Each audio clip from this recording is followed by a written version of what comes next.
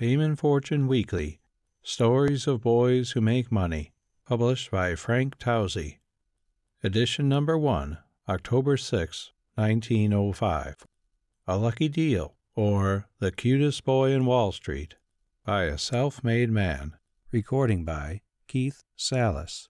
This, Chapter 1, The Wolf at the Door. "I've been robbed," gasped Mrs. Hazard, a pleasant-featured little woman of perhaps 40, sinking into a chair, her face the picture of dismay.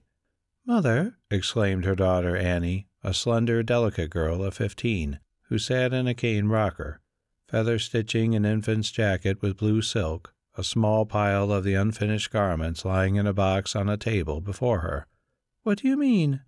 "The rent money is gone. I had it in this corner of the bureau, waiting for the agent whom I expected any moment. There were 2 5s and 5 1s. They are not here now. Where could they have gone?" "The money may have slipped under some article in the drawer, Mother," suggested the girl anxiously. "No, I've searched and turned over everything. The money is gone. How are we to face this fresh misfortune?" Mother and daughter looked at one another in silent discouragement. And well they might feel discouraged, since, with the exception of perhaps 50 cents in silver, the missing money had represented their entire capital. And Jack, the other member of the family, a particularly bright and ambitious boy of 16 years, had just lost his position, owing to the failure of the firm with whom he had been employed ever since the death of the husband and father, 2 years before, had thrown them upon their own resources. During the lifetime of Mr. Hazard, the family had lived in a rented house on a side street in a very respectable neighborhood uptown and had been considered well off. Jack and Annie had graduated from the public school and were expecting to enter the high school with the next term, when their father died suddenly, and it was found that Mr. Hazard, who had been a liberal provider, had lived up to his means and, what was more unfortunate, had neglected to insure his life. Of course, Mrs. Hazard had to move to a cheaper home and neighborhood, for the few dollars she found herself possessed of after the funeral and other necessary expenses had been paid would not keep them for any great length of time. Jack soon found a position with a wholesale house downtown, at $5 a week. Annie, who was naturally quite expert at fine needlework and embroidery, preferred to take in work to do at home to seeking a place in a factory or in a store as a salesgirl, because she was not very strong. But homework was not very remunerative, so that the family really was dependent upon Jack, who fortunately was strong and healthy. Thus they managed to live, exist might perhaps be the better word, in a very humble but contented way until the boy was unexpectedly thrown out of work a few days before. Fortunately, Mrs. Hazard had got her rent together, for the first of the month was at hand and the landlord's agent was a strict man of business and showed no favors to any of the tenants. And now at the very last minute, as if to prove that misfortune never comes singly, the money she had saved by many small sacrifices was suddenly found to be missing. It certainly was hard luck. "Somebody must have taken it, Mother," said Annie after a short silence. "The bills were there this morning after John went out, for I noticed them," said the little mother sadly. "And I've been in here all the time except a few minutes when I ran out to get the grocer's. Was anyone here while I was out?" "Only Maggie McFadden." "Miss McFadden lived in the flat across the hall." "You don't think she could have taken the money, do you, Mother?" "I don't want to think that she did," replied Mrs. Hazard mournfully. "Maggie lost her position 2 weeks ago because there was some trouble about her accounts," said Annie slowly, as though an unpleasant suspicion was forcing itself in her mind. The McFadden girl, who was somewhat airy and pert in her manners, was conspicuous in the neighborhood for the number and variety of her gowns and hats, and the gossips wondered where she got the money to pay for them all. When approached on the subject, she invariably said that Denny, her brother, made slathers of dough on the races, thereby intimating that that was the source which produced much of her finery. But many of her acquaintances knew Denny better than she had any idea of, and these persons rather doubted Miss Maggie's statement. At any rate, when she lost her position as cashier of a large packing house, the neighbors winked their eyes at one another and whispered, "I told you so." Mrs. Hazard was at no loss to understand what her daughter meant. and the sigh she uttered spoke her own thoughts as plainly as words. "We never could accuse her," continued Annie dejectedly. Mrs. Hazard shook her head. "Poor Jack! What will he say when we tell him?" said Annie. "It'll be such a shock to him. He is so hopeful. He told me only this morning that as long as we had next month's rent in hand, the future didn't worry him. He'd see we got along somehow. Isn't he just the best and dearest brother in the world? I dread the agent's visit, for he will surely be here today. He is always so prompt. What shall I say to him?" "I don't know, Mother." The crisis was too much for them, and mother and daughter wept silently together. At that moment there came a sharp rap on the door. Mrs. Hazard started, hastily wiped her eyes, and with a nervous glance at her daughter, answered the summons. Mr. Grabb, the agent for the premises, walked brusquely into the room. "Good afternoon, madam. I presume you have been expecting me?" "Yes, sir," replied Mrs. Hazard faintly. "I never like to disappoint my tenants," said the agent grimly. "Here is your receipt. I suppose you have the money ready?" "I am afraid, sir, I will have to ask you to wait a few days," said Mrs. Hazard anxiously. "Haven't you the money, madam?" spoke the agent rather roughly. "I did have it in my bureau drawer, but—" "But what?" demanded Mr. Grabb sharply. "It is gone," said the little woman with tears stealing down her cheeks. "Gone?" ejaculated the agent, lifting his shaggy brows. "Where?" "I don't know." Mr. Grabb rubbed his chin, on which he had sprouted a 3 days' growth of bristly reddish hair, and a threatening look came into his eyes. "Madam, this is a very lame excuse," he said angrily. "It is the truth, sir." "You can't pay, then?" "No, sir, but if you will wait—" "Wait, madam? I expect my tenants to pay up promptly. My experience is that if one can't pay on the first, one can't pay on the second or third, and that if you trust a tenant once, he always tries to take advantage of your good nature." "But, sir, I have never failed to have the money ready before, and we have lived here more than a year." "Quite right, madam, and in consideration of that fact, I will on this occasion allow 3 days' grace. I will call at 12 o'clock on Friday, and if you are not ready to pay then, I will have to serve you with dispossess proceedings. Good day, madam." Mr. Grabb thereupon took his departure, leaving his distressed tenants in a sad state of perplexity as to where the needed $15 would come from in so short a space of time. End of Chapter 1. Chapter 2 of A Lucky Deal by a Self-Made Man. Chapter 2, in which Jack Hazard makes a hero of himself. When Jack Hazard left his home that morning, after kissing his mother and sister, as was his invariable custom, he was in good spirits. "I'll get something to do today, sure," he said to himself. "Mother has the rent, thank goodness, and I haven't that on my mind." He found his particular friend, Ed Potter, waiting for him at the corner. Ed worked in the Vanderwater Street burning house, and he and Jack always walked downtown from the neighborhood on Grand Street together of a morning. "Haven't caught on yet, have you, Jack?" inquired Potter. "No, but I've a dozen places here I've cut out of the world that I'm going to look up. Hope you'll connect with one. If you knew anything about type sticking, I could put you onto a job. There's a shop on Nassau Street wants a boy to pull proofs, hold copy, and fill in at the case on plain reprint. If you were only up in the business, you could get $7 or $8 a week. I should like to earn as much as that," said Jack eagerly. "But I guess I'll have to be satisfied with less to start with." "Why, one of these jobs is in Brooklyn," said Ed. "You aren't going over there after work, are you?" "Sure, if I fail to get it on this side of the bridge," replied Jack with a determined air. "But it'll cost you cab fare every day." "No, it won't. I mean to walk over the bridge. You'll have to leave the house earlier." "I guess I will, and get home later. But when a fellow's looking for work, things don't always come his way. However, I mean to try for all my New York ads first. That Brooklyn place will be gone long before you cover all these other jobs. It won't be worthwhile bothering about it. I'm not letting anything get by me," which showed that Jack Hazard was a persevering boy, and perseverance is one of the greatest factors of success through life. The two boys parted at the entrance to the freight elevator of the Vanderwater Street printing house, and Jack turned into Frankfort Street, crossed over to William, and began his daily hustle for work. At many places he found a crowd already collected before he arrived, and after waiting a short time failed to secure an interview, as some boy ahead of him got the job. One place the man wanted him to work every Saturday till 10 at night, and offered him a munificent sum of $3.50 per week, with a prospective raise of 50 cents at the end of 6 months.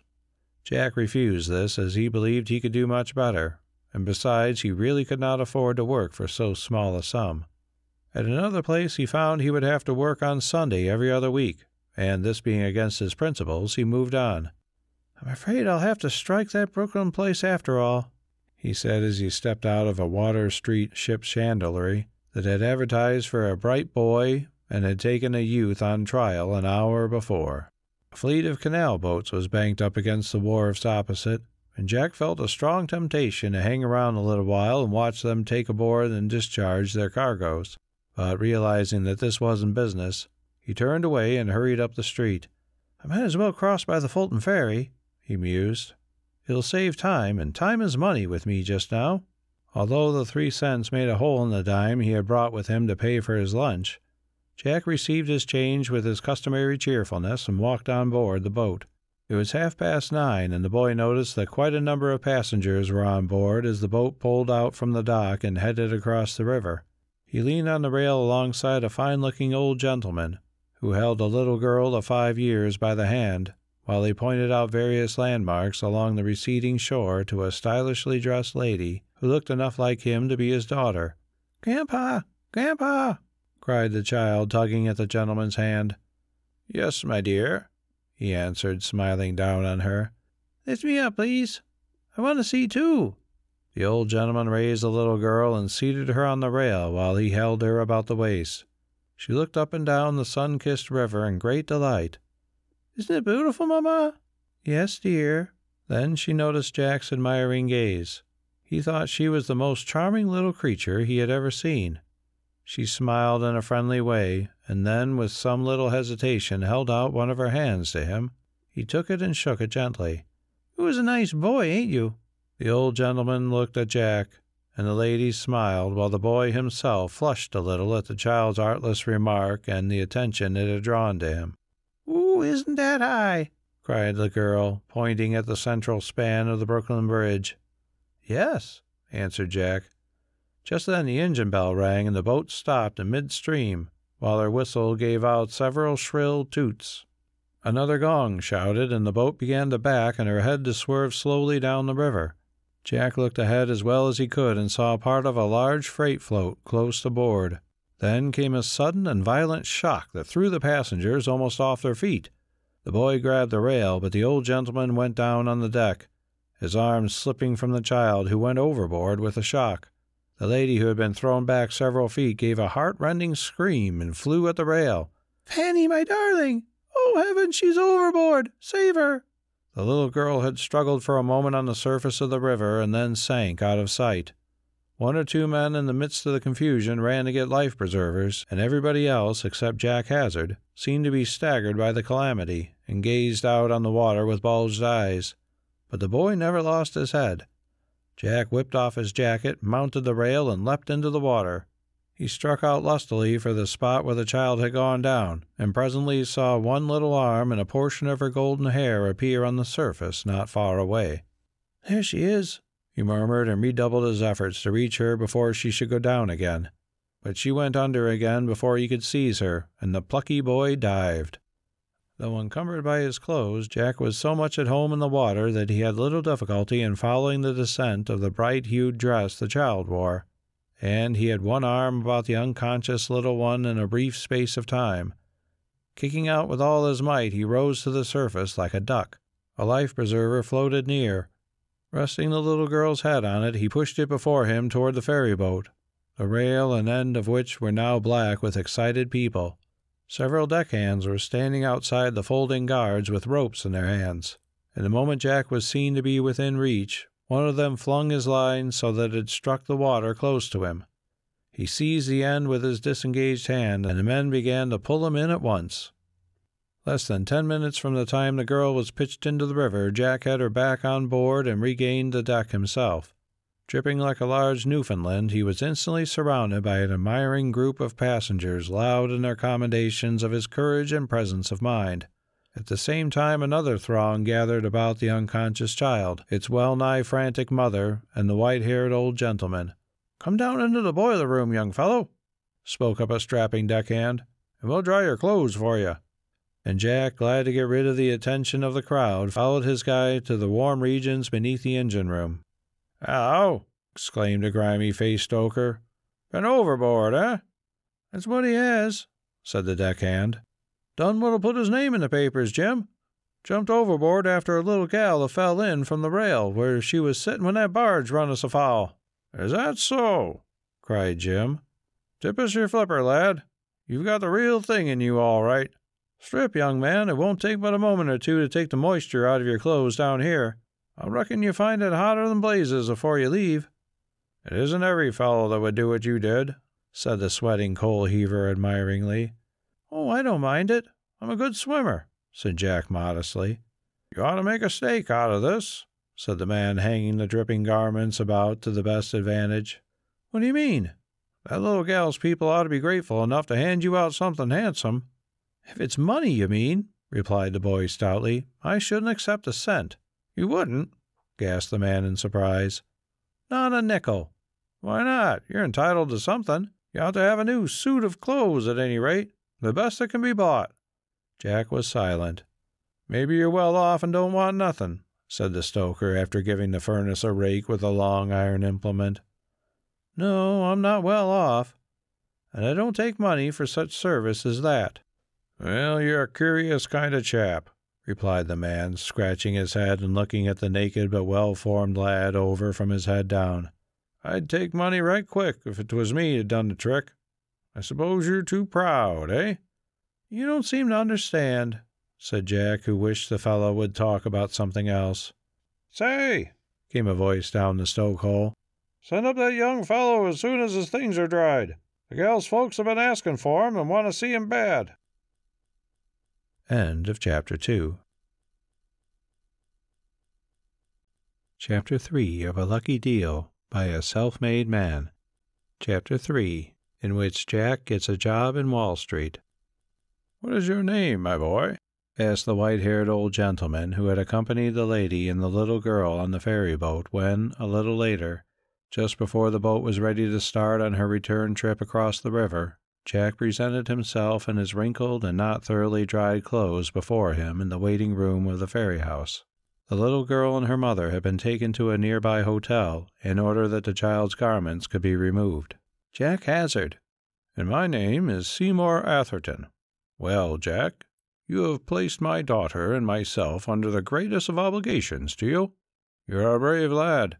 Your courage and presence of mind saved the life of our dearest treasure, and it would be utterly impossible for us to thank you sufficiently." "I hope you'll not let that trouble you, sir. I'm glad to have been of service to you." "Young man, it would trouble us a great deal more than you have any idea of if we did not make some little return that will show our appreciation of your gallant deed." "But I don't want to be paid for doing my duty, sir," objected Jack with a flush. "I'm not speaking about payment, my lad, in the sense you perhaps imagine. Such a service as you have rendered us is quite beyond monetary reward," said the old gentleman fleetingly. "But it is not impossible that we can do something in another way.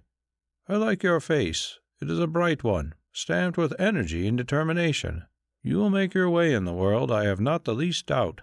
It will do you no harm to have a friend at court, as the saying is. You must let us know you better." "I have no objection to that," said the boy with a frank smile. "That's right," said Mr. Atherton cheerfully. "Now, in the first place, you have almost ruined your clothes. It is only fair that you allow me to buy you a new suit at once." To this offer Jack made no objection, so he permitted the old gentleman to take him to a large furnishing goods store, where he was fitted out with new underclothes, shirt, tie, etc., and from thence to a clothing establishment, where one of the best suits was placed at his disposal, his own clothes being wrapped up and ordered to be sent to his home. Now, you must come with me to the hotel and let me introduce you to my daughter and the little girl who owes you such a debt of gratitude, which, when she grows older, she will realize." Jack put up some little objection, but was overruled. "I presume you are out on some business for the house of which you are employed, but if you will give me the name and address, I will make it all right for you." Then Jack blushingly admitted that he was out of work and had come to Brooklyn in search of a position which he had seen advertised. "Indeed," remarked the old gentleman, "it will give me great pleasure to put you in the way of what you are in search, and at the same time give me an opportunity of knowing you better. How would you like to work in Wall Street?" "I should like it very much indeed," said Jack eagerly. "My son will need a messenger boy in a day or so, as the lad he has is about to leave. You shall have the place. I will telephone him from the hotel and secure the position for you at once." "I thank you very much, sir," said the boy gratefully. "My mother and sister depend largely on me, and I am sorry to say that I really need a job very badly." "I am glad to know that I can be of use to you in so important a particular," said the old gentleman in a tone of satisfaction. "Here we are. Let us go in." The first thing Mr. Atherton did was get in communication with his son, a Wall Street banker and broker, and he had no difficulty in making good his promise to Jack. Then they went upstairs in the hotel to the room that had been temporarily engaged by Mrs. Bruce, which was the name of Mr. Atherton's daughter. "Laura, dear, this is Jack Hazard, the boy who saved our little Fanny's life. You may remember he was standing near us at the time Fanny fell into the river." We will not repeat what Mrs. Bruce said to Jack. She felt as all fond mothers do feel under the circumstances, and expressed herself accordingly. She was deeply grateful for what the boy had done, and she brought him over to the bed where little Fanny lay covered up, waiting for her garments to dry, and made the child kiss him and say, "Thank you, Jack." While it is very nice to be praised and all that for doing a plucky action, still our hero rather objected, on the whole, to be made a hero of. He was glad when the interview was over, and he was permitted to take his leave with a letter from Mr. Atherton in his pocket addressed to William Atherton, 1200 Wall Street, accompanied with instructions to present same immediately. It was a vastly different boy that walked across the Brooklyn Bridge about 11 o'clock from the one who a couple of hours before had crossed the river on the Fulton ferry. His thrilling adventure with its attendant results had left an indelible mark upon him. He seemed to have grown older and more manly all at once. Not only that, but was now assured of a position, and a good one at that, in a section of the city and a business he had more than once regarded with envy. "Won't mother and sis be glad when I go home and tell them?" he mused as he stepped out with unusual vigor and glanced around on the promenade with eyes that fairly brimmed over with happiness. "Yes, I feel I've got the chance of my life. And if I don't improve it, my name isn't Jack Hazard." He found 1200 Wall Street without any trouble, and he saw that the offices of William Atherton were on the second floor. "Is Mr. Atherton in?" he inquired of a clerk. "Yes, but he is engaged at present. What is your business with him? Please give him this letter." "Any answer?" asked the clerk as he took it. "I guess so," replied Jack. "Take a seat," said the clerk brusquely, and walked away. In a moment or two Jack was requested to walk into a private office, and there found himself face to face with a well-built, florid-complexioned man of perhaps 40, who pointed to a chair alongside his desk, then regarded the boy keenly for a moment or two before he spoke. "I see you have rendered our family a special service, young man," said William Atherton in a genial way. "I should be glad if you would give me the particulars, as I am naturally very much interested."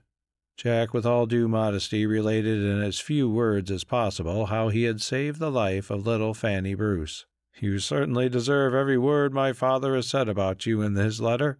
To his gratitude I will now add mine. That ought to cover both our sentiments fully. And now I understand you wish to enter this office as a messenger." "I hope you'll give me a trial," said Jack earnestly. "Undoubtedly. You are recommended by my father, and what little I know about you pleases me. You look to be apt and bright. Are you well acquainted with the lower part of the city?" "Yes, sir." "With whom were you last employed?" Jack told him, and said he could refer to the members of the late firm. "It is scarcely necessary under the circumstances." Just write your full name and address on that pad." "Thank you. That will be all. Your wages will be $7 to commence with, and I shall advance you as circumstances permit. You can start in tomorrow morning. The hours are 9 to 5. Report to Mr. Bishop." When Jack left the office, he was the happiest boy in New York. End of Chapter 3. Chapter 4 of A Lucky Deal by a Self-Made Man. Chapter 4. How Jack Proposes to Raise the Rent Money. Jack was quite unprepared for the shock that awaited him when he reached home early that afternoon in high spirits. "Mother," he cried, dashing impetuously into the room where Mrs. Hazard was assisting her daughter with her work. "What do you think? I've got a dandy place in Wall Street, and I'm to get $7 to commence with. Why, what's the matter?" He stopped suddenly and regarded them with some surprise. "You've both been crying. What's up?" "We've met with a terrible misfortune, John," replied his mother. "Why, what has happened?" And the boy sat down with a shade of apprehension in his face. "The money we had for the rent," began Mrs. Hazard slowly. "Well, it's gone." "Gone?" gasped Jack. "We think it was taken by somebody," put in Anne sorrowfully. "You don't mean that?" A few words of explanation made him as wise on the subject as they were themselves, and the boy looked down ruefully at the carpet. "So you think Maggie McFadden may have taken it?" he said presently. "There was nobody else here today." "As you didn't actually see her take it, of course we can't accuse her. She must have found out that you kept money in that drawer and made up her mind to steal it at the first chance. She must have been pretty slick to get away with it right under your nose." "Well, it's pretty tough. I never thought much of the McFaddens. Maggie isn't my style of girl, and Denny, her brother, hangs around with a crowd I wouldn't think of associating with. He blows in most of his wages on horse racing." "Well, Mother, how are we going to pay the rent?" "That's what worries me. The agent was here and was much put out because I could not pay him. He has allowed me 3 days to get the money together again. If the rent is not paid by Friday, he told me we'd have to move. Gee, this is simply fierce. And to think that everything looked so bright to me a while ago. If only I knew where I could borrow $15. "We could pay it back in a little while, now that you have secured a position," said Mrs. Hazard. "You got the situation through one of the World ads, didn't you, John?" asked his sister. "No, sis, and you could never guess how I did get it. They don't often advertise those kind of jobs." "Dear me," said Annie curiously. "Do tell us how you got it then." "Why, John," interrupted his mother in a tone of great surprise, "where on earth did you get those clothes? I didn't notice them till this moment." And she came over and examined his new suit closely. "Why, it looks like an expensive suit."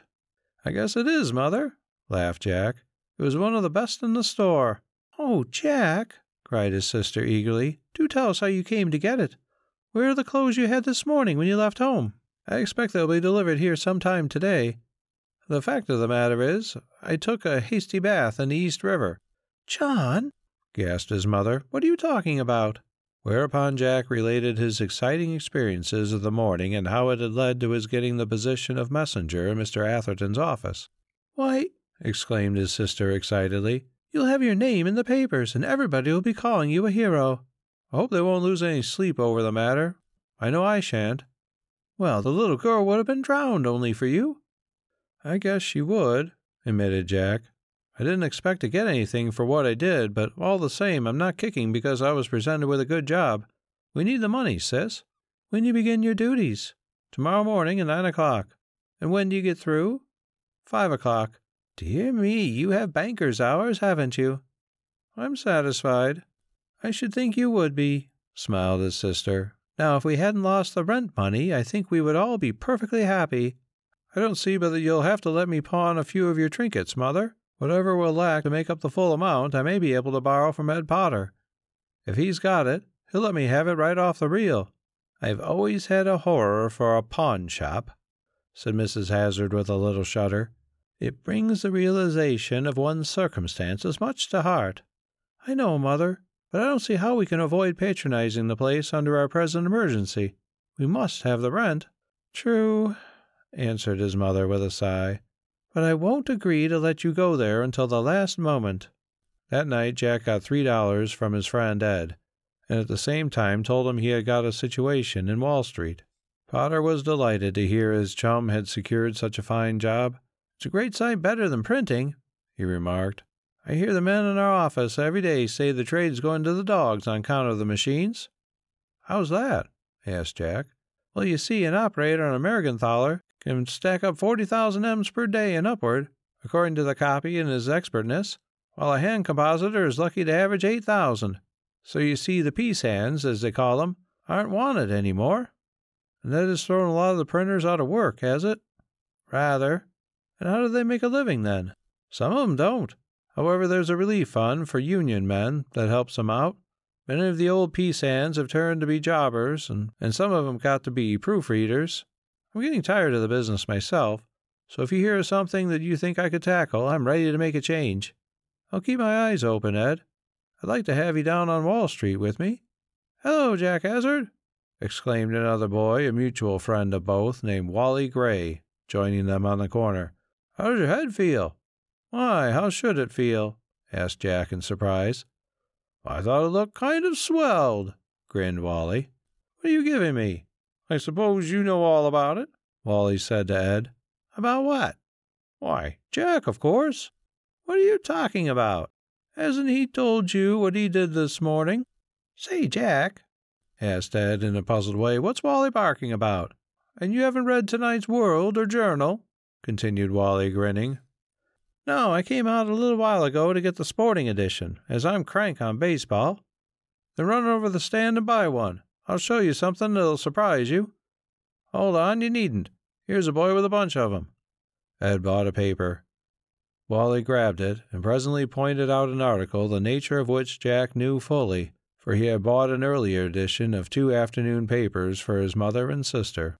It was a pretty correct account of the rescue of little Fanny Bruce, daughter of George Bruce of Chicago, and granddaughter of Seymour Atherton, a retired New York stockbroker who had fallen from a Fulton ferry boat into the East River, by a lad of 18 named Jack Hazard, who lived at No. 80 Henry Street.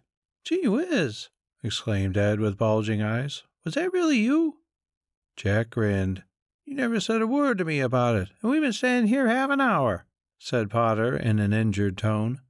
"I didn't feel like blowing my horn on the subject, and I knew you'd see an account of the paper after you'd gone over the baseball news."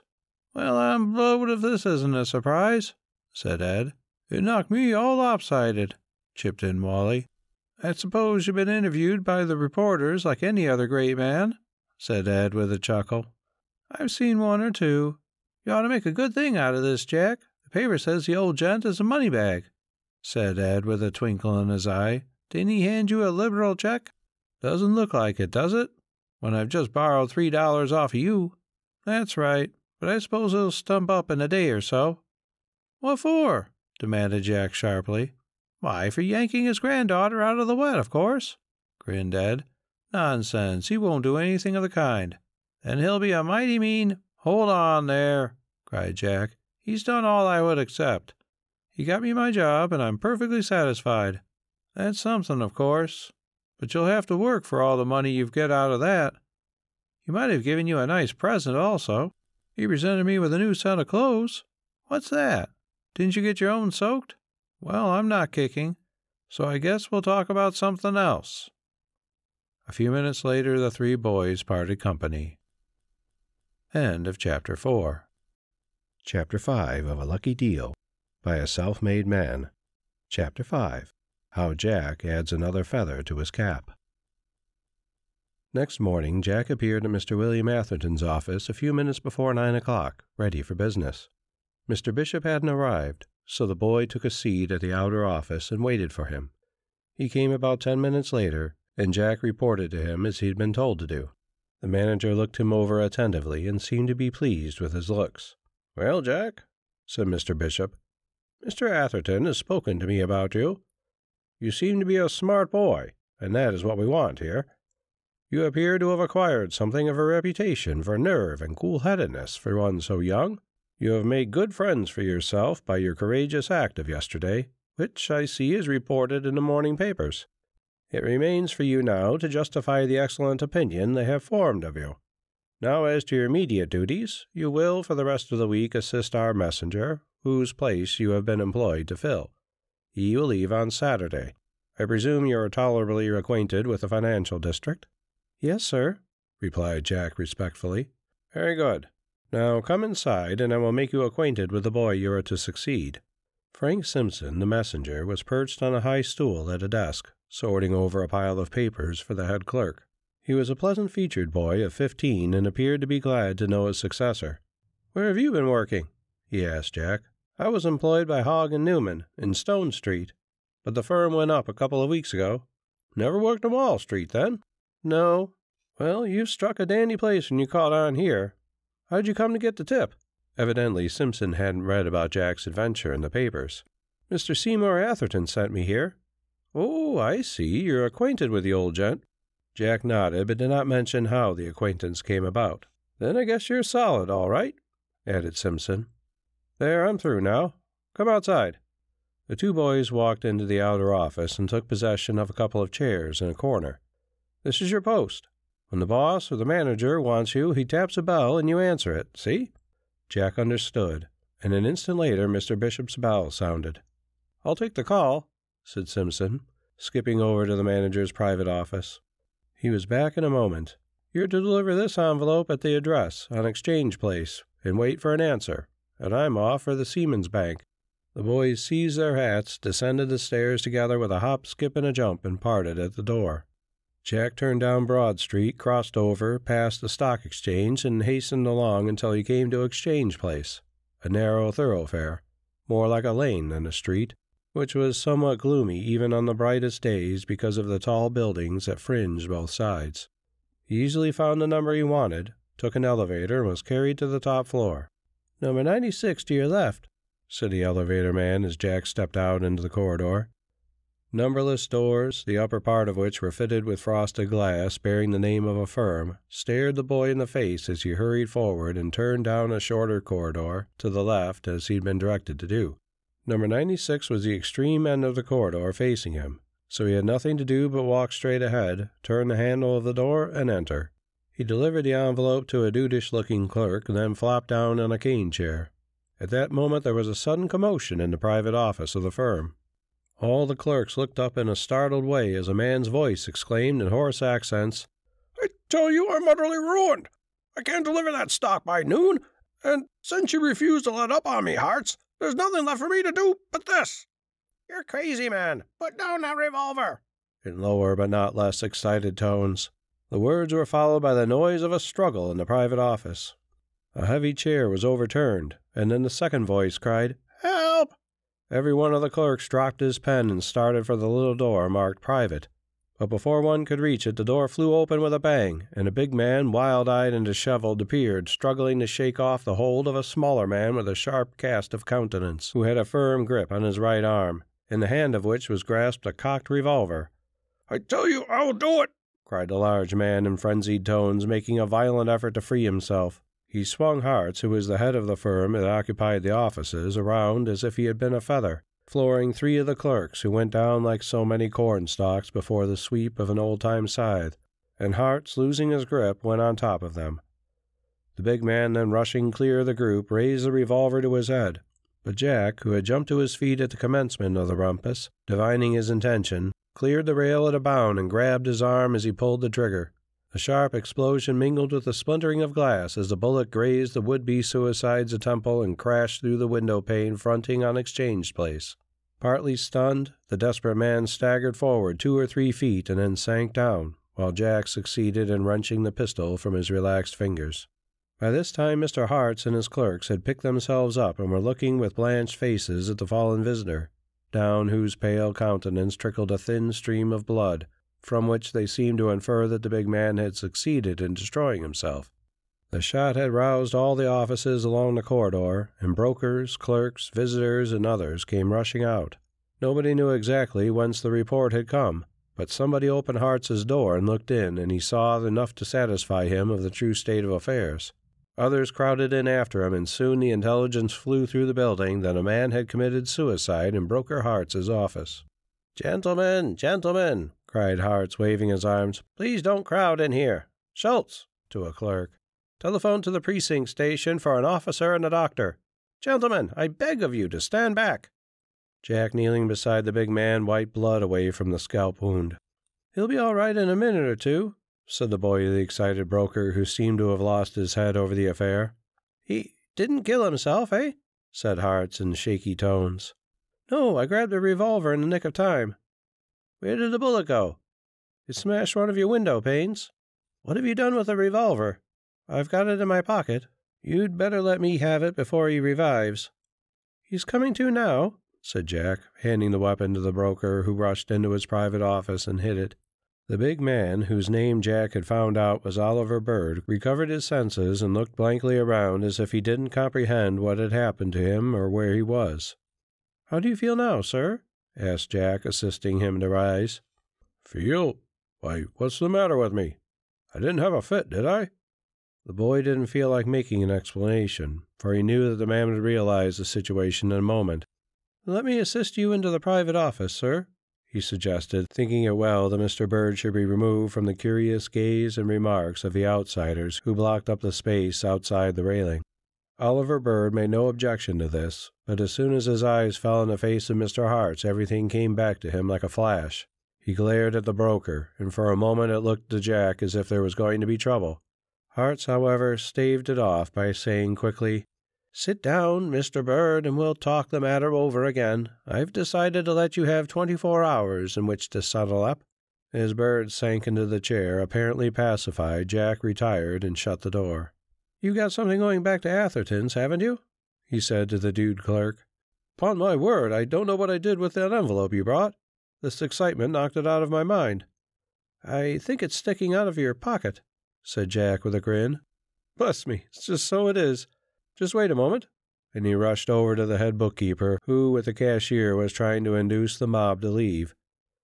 Jack had to wait several minutes before another envelope was handed to him to take back. While he was waiting for it, several of the clerks gathered about him, complimented him on his nerve and presence of mind, and asked him his name. On his way to the elevator, he passed an officer and a man in plain clothes, aiming for Hartz's office. "Gee," he said to himself, "I guess it's a mighty lucky thing for Bird that I was on hand. He evidently meant to put that bullet into his brains." End of Chapter 5. Chapter 6 of A Lucky Deal by a Self-Made Man. Chapter 6. What Jack Picked Up on Wall Street. "Hello, what kept you so long?" exclaimed Frank Simpson when Jack entered the outer office on his return from his exchange place errand. "There was a little excitement over at Hartz's office that tangled everybody up. I'll tell you about it in a moment." And Jack steered himself into the manager's office, delivered the envelope, and explained the cause of the delay. "What? Oliver Bird tried to blow his brains out in Hartz's office, eh? I heard he was one of the shorts that were badly squeezed yesterday in the DP&Q stock," said Mr. Bishop. "How did the affair end?" Jack explained as modestly as possible the hand he had in the matter. "Upon my word, you saved the man's life, then. Why, Bird is a big, strong man, and he must have been half crazy at the time. How did you manage to do it?" "I made a jump and grabbed his hand just as he pulled the trigger. That's all I know about it." "Your presence of mind prevented a sad tragedy. Bird is a good fellow, and it is evident that Hartz turned the screws on him down to the last notch. Nothing short of absolute ruin would cause Oliver to lose his head. The fact that he had a revolver shows that he went to Hartz in a desperate frame of mind. Seems to me, young man," added Mr. Bishop with a smile, "that you are determined to keep your name before the public. If you're not interviewed by a reporter inside of 30 minutes, I shall be much surprised." "Say, Jack, you're a wonder," exclaimed Frank Simpson after the messenger had narrated to him the affair at Hartz's office. "I've just been reading the account in the Herald of how you saved the boss's niece, Fanny, from drowning in the East River. All the clerks are talking about you. Gee, I wish I had your nerve." But the two boys hadn't much time for talking. Business was beginning to rush on Wall Street. Simpson was presently sent on an errand down Broad Street, and shortly afterward Jack was sent to the new street entrance of the Stock Exchange with an envelope for Mr. Atherton, who was busy on the floor. It was several minutes before he was able to reach Mr. Atherton, and during that interval the boy gazed upon the tumultuous scene before him with something like wonder, for it was new to him. The crowd of brokers was divided into a dozen or more groups, more or less clearly defined, shrinking or increasing in size from time to time as the excitement grew or waned around the particular bone of contention, and the roar and hubbub flowed and ebbed in like manner in different sections of the exchange floor. "I'll sell 1,000 at 86 1/8, shouted Mr. Atherton. At this, half a dozen clamorous hands were raised and shaken at him furiously. "Any part of 1,000 at 86, continued the broker. At this, Jack saw Hearts break into the circle with his hand upraised in a wild Comanche yell. Atherton said something, and both men made entries on their tablets. Shortly afterward, Mr. Atherton withdrew from the bunch, and then Jack saw his opportunity to deliver his message. He received several slips in return, with orders to hurry back to the office. Simpson was out, and he had no chance this time to warm the seat of the chair, for Mr. Bishop sent him out again immediately, and he was kept on the go with scarcely a chance to swallow a cup of coffee and eat a sandwich until after the exchange closed at 3 o'clock. "Mr. Bird has been here inquiring for you, Jack," said Mr. Bishop, as he laid the firm's bank book on his desk after making the day's deposit. "He wants to see you at his office. You had better run over now." "All right, sir," and the lad passed out into the street again. As he approached the entrance of a certain prominent trust company, he noticed a large envelope lying on the pavement. 3 or 4 persons passed it by, and one of them actually trod on it. It looked as though it had been discarded by someone, and Jack, whose first idea had been to pick it up, felt ashamed to touch it, lest some of the kids coming along should give him the laugh. He was about to pass it when a DT messenger, rushing out of the trust company, gave it a kick, sending it flying against Jack's feet. And then the boy concluded to examine it, for the way it had flown through the air it showed to be at least a bit weightier than an empty envelope. And it was, for a fact. As Jack hurried on, he counted 6 $1,000, 1 $500, and 2 $100 banknotes. And that was all. No memorandum, and no name or address either inside or outside. "Gee whiz!" he exclaimed. $6,700 and no clue to the owner. And to think I'd have passed it by like a score of other people had done if it hadn't been for that little messenger kid kicking it almost into my hands. Who does it belong to? Some fellows might say, and Denny McFadden is one of that kind, that findings is keepings, but I'm not built that way. I'll hand it over to Mr. Bishop, and perhaps he will hear of the party that lost it. At any rate, it doesn't belong to me, and I have no right to keep it." Jack, who had been brought up to regard honesty as the best policy, stowed the envelope away in an inside pocket of his jacket, and then mounted the stairs leading to Oliver Bird's office. The boy was admitted to Mr. Bird's inner sanctum, and the big broker no sooner recognized him than he jumped up from his desk and, seizing him by both hands, shook them warmly.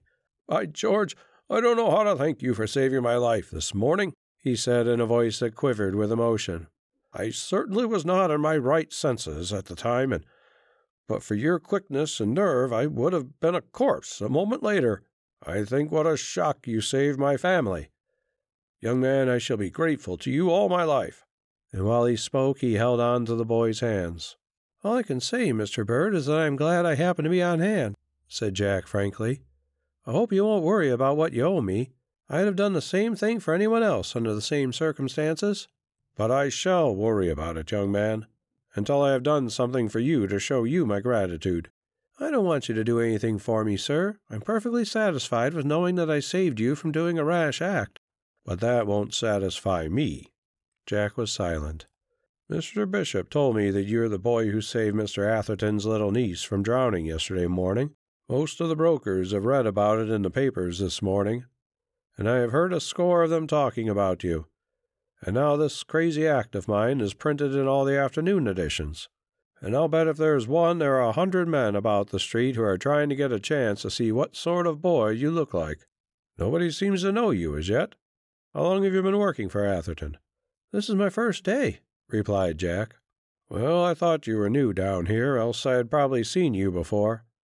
I asked Hartz and his chief clerk about you, but they could tell me nothing more than that you came from Mr. Atherton's, and that's the only way I located you. Now I want you to call on my house tonight, will you? My wife will certainly insist on seeing you." "All right," said Jack, who felt it wouldn't be polite to refuse the broker's request. "I'll try and call about 8 o'clock, said the boy cheerfully. "I shall expect you," said Mr. Bird, shaking him again warmly by the hand as Jack bade him good-bye and left. On his return to the office, Jack asked Mr. Bishop if he could see him for a moment. "Certainly," replied the manager. "I wish to put this in your hands till it's claimed by the rightful owner," said the boy, handing Mr. Bishop the envelope with its precious contents. "Why, where did you pick it up?" asked the astonished manager after he counted the bills. "On Wall Street, this side of the Blank Trust Company." Mr. Bishop looked at him earnestly. "I don't want any greater evidence than this that you are a thoroughly honest lad," he said emphatically. "Mr. Atherton will be greatly pleased to hear of this. It would certainly be a great temptation for many boys, and for that matter many men, to hold on to this money and say nothing about it, the more especially as there is nothing either on or inside the envelope to identify the owner. I'll be glad to attend to the matter. As the amount is a large one, it will probably be advertised for at once. Whatever reward is offered, it will of course be quite right for you to accept." Mr. Bishop deposited the envelope, just as it was, in the office safe, and soon afterward the office closed for the day, and Jack started to walk uptown, stopping on Vanderwater Street for his chum Ed Potter, who got away at 5:30. End of Chapter 6. Chapter 7 of A Lucky Deal by a Self-Made Man. Chapter 7, in which Jack restores the oblong yellow envelope and its contents to its owner. Of course, Jack had a bunch of interesting news to tell his mother and sister at the supper table that night. "Oh, Jack, how could you do it?" exclaimed Annie when he described how he grabbed the loaded revolver just as Oliver Bird fired it. "Well, sis, I never stopped to consider why I did it. The whole thing was over in a moment. And you actually saved the man's life." "Mr. Bird is sure of it, and that's the way the evening papers put it, so—" "What? It's printed in the paper? Let me see," cried his sister excitedly. Jack pointed out the article to her, and she began to read it with a great deal of interest. "But that isn't all that happened to me," grinned the lad with his mouth full of Irish stew. "I should think that was enough for one day, John," said his mother, smiling. "I found an envelope with a wad of money in it." "Jack Hazard, you don't mean it!" cried Annie, dropping the paper at this startling bit of intelligence. "I don't usually say what I don't mean, sis." "You really and truly did find some money? How much?" "You promise you won't faint?" "What nonsense!" "Mr. Bishop and I both counted it. It amounted to $6,700. Mother and daughter both held up their hands in amazement. "Why, that's a fortune!" "It would be to us, but probably the man who lost it considers such an amount a mere bagatelle." "Did you find the owner?" "No, there was nothing in the envelope to identify the person to whom the money belonged. Mr. Bishop says we may expect to see it advertised for, probably tomorrow morning." "Surely you'll get something for returning the money," said his sister. "I shall be satisfied if I get $15 so Mother can pay the agent Friday." "You ought to get a great deal more than that. A good many people would keep that money, had they found it the way you did. You ought to get at least $100. "Well, if I'm offered $100, I shan't refuse it, sis. You and Mother need a new dress each, and I should like to get them for you." "It's very like you, Jack, to think of us first, but we'll talk about all that when we see what you do realize out of your find." "All right," said Jack, helping himself to another hot biscuit. "The whole neighborhood is talking about you, Jack," said his sister. "More than a dozen people whom we never saw before were here today, talking to Mother and saying ever so many flattering things about you. Now, when they read tonight's paper, I'm afraid we shall have another crowd tomorrow. Why, you'll be considered a regular hero." "I'd like it better if they wouldn't interest themselves so much with our affairs, sis," said Jack in a tone of annoyance. "They wouldn't make themselves so prominent if we were dispossessed because we couldn't pay our rent." "I'm afraid we'll have to submit with the best grace we can. It is one of the penalties of newspaper notoriety." After supper, Jack started to walk uptown to number 72 East 62nd Street, as he didn't feel that he could afford car fare. He reached Mr. Bird's residence, a 4-story brownstone front, a little after 8 o'clock. He was very kindly received by the broker and his family, who regarded him as the savior of the household. He spent a very pleasant hour, and when he insisted that it was time for him to go, Mrs. Bird stepped up and presented him with a very handsome little gold watch and chain as a small token of their gratitude and esteem. Jack was very much surprised, not expecting anything of the kind, and for the first time in his life he was at a loss how to suitably express himself. The very first thing Jack did next morning when he reached the office was to look over the Lost and Found column in the Herald, but he failed to find anything having reference to the money he had found. "Hello, exclaimed Frank Simpson, who sat beside him reading the World. "Say, this is pretty tough." "What's tough?" asked Jack without looking up. "Why, here's a story about a woman who lost a big wad of money yesterday." "What's that?" asked Jack with a sudden interest. "She and her husband have been saving up and pinching themselves for the last 20 years to save enough money to buy a house where they could spend their old age in security and comfort. They did buy a house, but the city took it on valuation because it stood in the way of a new bridge, and they received $6,700. They left this money with the Blank Trust Company on Wall Street. After looking around some time, they bought another house, and yesterday the woman drew the money from the trust company to pay for it, and for the new furniture and other things they wanted. But when she got home, she found she had lost the envelope containing the money somewhere on the street. But just where, she has no idea. She's about crazy over the loss. Gee whiz, if that isn't hard luck, I don't know what is," concluded young Simpson emphatically. "Where does she live?" asked Jack in a tone of great excitement. "It's down here somewhere," answered Frank, looking over the article. "Here it is. Number 200 Prescott Street, Bronx." "Let me have the paper," cried Jack, grabbing it eagerly. He glanced over the article with feverish interest, then rushed into Mr. Bishop's office and pointed it out to that gentleman. "I guess there's no doubt but this woman is the person who lost the very money that you picked up yesterday. The amount, as well as other particulars, corresponds. Go around to the Blank Trust Company and have them describe the woman and the notes they paid her. The cashier will probably have a memorandum of the banks that issued the large notes at any rate. If the list corresponds with those in the envelope in the safe, you had better take the package up to the address given in the World, and if the woman can describe the money with reasonable accuracy and her description coincides with that furnished by the trust company, you'll be pretty safe in restoring to her the sum she lost. I'm very glad, for the poor woman's sake, that you were the one who found her money." Jack followed the manager's suggestions, and the result was they were both satisfied they had located the rightful owner of the $6,700. "Start right up there now, Jack, and get back as soon as you can," said Mr. Bishop. "The cashier will hand you the car fare." It was something over an hour before Jack reached the address printed by the World, a small 2-story frame building, one of a row of 6, on a side street off Westchester Avenue. He rang the bell, and a boy answered, holding the door partly ajar. "I should like to see Mrs. Breeze," said Jack in a businesslike way. "Are you a reporter?" asked the boy doubtfully. "Well, hardly," grinned the young messenger. "I'm from Wall Street." "Who are you talking to, Bobby?" asked a woman's voice rather petulantly. "There's a boy here from Wall Street who says he wants to see you," answered the young hopeful. "What does he want?" "What do you want?" repeated the lad. "I want to see Mrs. Breeze in reference to the money she lost." "And let him come in." And Jack was admitted. A sad-faced woman of 50, with her eyes swollen from weeping, made her appearance from the back room. "Has any trace been found of my money?" asked the woman with suppressed eagerness.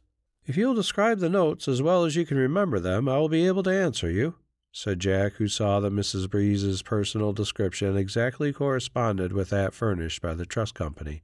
"The 6 $1,000 bills were new, but I didn't notice the name of the bank either on them or on the other notes, one of which was a $500 and the other 2 $100. I had them in a large oblong envelope. That is all I can say about them." "I think you've described them correctly," said Jack, producing the envelope he had picked up. "Is this your property?" The woman pounced on the envelope like a hawk, opened the flap, took out the money, and counted it with eager eyes.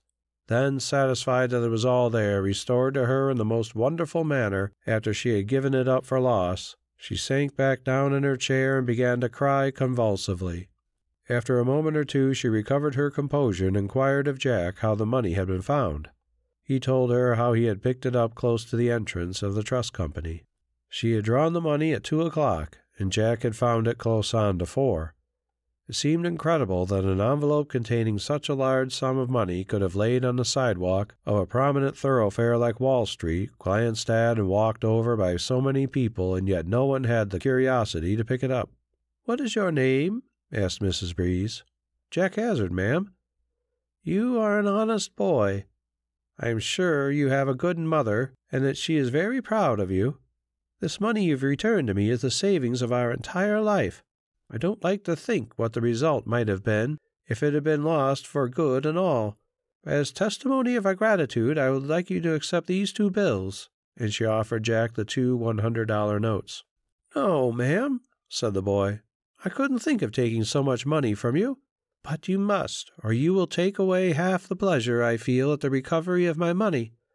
Really, it is a great deal less than you really deserve. I insist that you accept them," said Mrs. Breeze firmly, forcing the bills into his hand. Jack saw she was intensely earnest in her demand, and with some reluctance he put them in his pocket. "I'm very happy indeed that you have got your money back," he said as he rose to go. "I feel like another woman to what I did before you came here. Be sure I shall not soon forget the honest lad to whom I am indebted for its recovery," were her last words as Jack ran down the steps after bidding her good-bye. End of Chapter 7. Chapter 8 of A Lucky Deal by a Self-Made Man. Chapter 8. A Derelict of Wall Street. On his way back to the office, Jack stopped at the Seamen's Bank on the corner of Wall and Pearl Streets and opened a personal account for $150. The balance of the $200 he had received from Mrs. Breeze he handed over to his mother when he got home that night. You may be sure that there was great joy in that little household over this unexpected windfall, and now the future looked very bright for them indeed. On Saturday afternoon, Frank Simpson severed his connection with Mr. Atherton's office, and the 2 boys parted in an especially cordial way. Nothing of any moment occurred during the next 3 or 4 months to interrupt the regular routine of Jack's duties. He and his chum, Ed Potter, both had the Saturday half-holiday during the summer, and they put it in mostly playing ball up at the Olympic field. One day Jack learned that Hartz's messenger was about to leave him, so he called on the broker and asked him if he would give his friend Potter a trial. Hartz, who had a good opinion of Hazard, readily agreed to oblige him. So next day Ed came down to Wall Street and Jack introduced him to Hartz. In a day or so Potter was taken into Hartz's office on trial and, proving satisfactory, was told that he would be advanced, if he deserved it, when the opportunity presented itself. Everybody who ran across Jack Hazard liked him. This was especially true in respect to those in the office with whom the boy came into daily contact.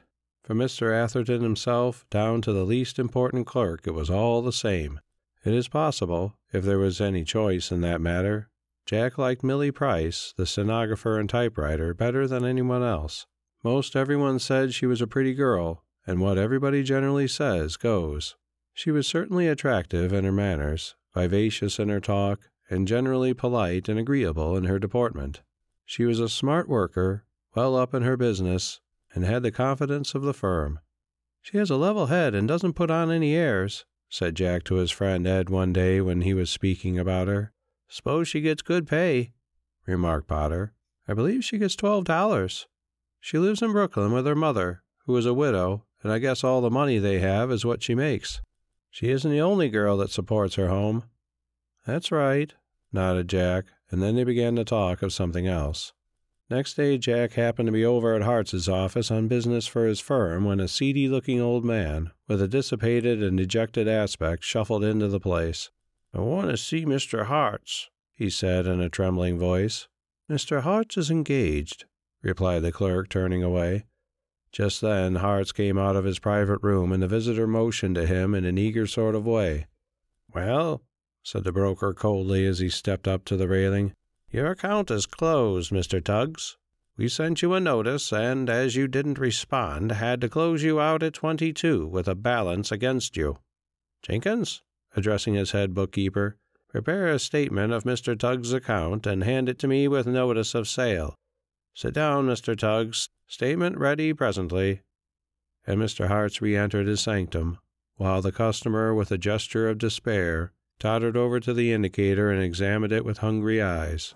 Jack had overheard it all, and he watched this old derelict of Wall Street with sympathetic eyes.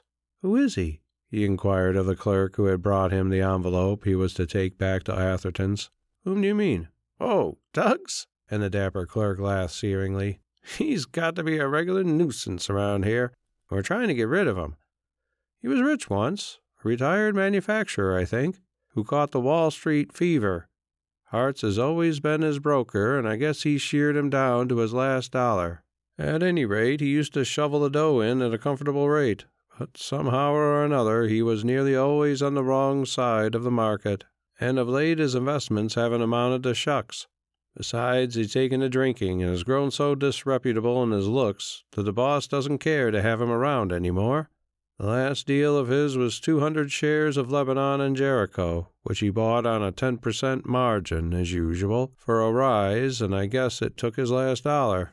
It's fair stock, but fluctuates a good deal. After he bought it, it went to 36, and then he should have sold out. But he didn't. Expected it would go higher, of course, like all the lambs.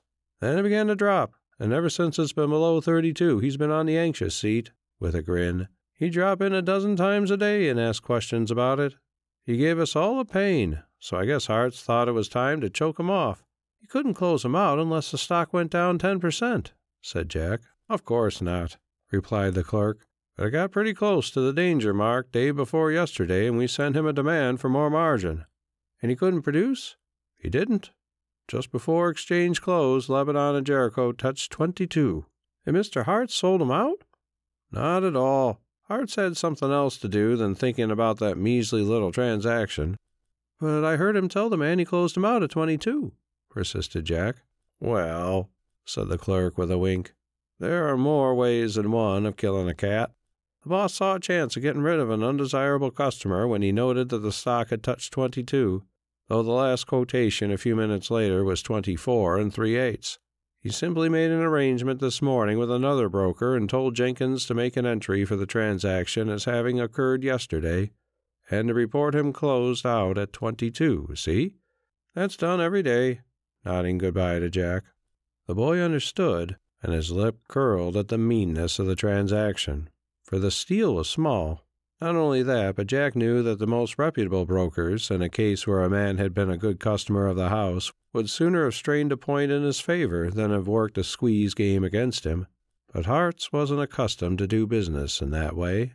I'm a deal sorry for the poor old fellow, murmured Jack, turning to leave, just as Jenkins came over and thrust the statement into Tuggs's trembling fingers.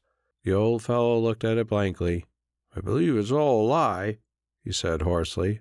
I don't believe Hartz has sold my stock at all. It touched 22, and he reports it sold at the lowest price, though it rose immediately to 24 3/8.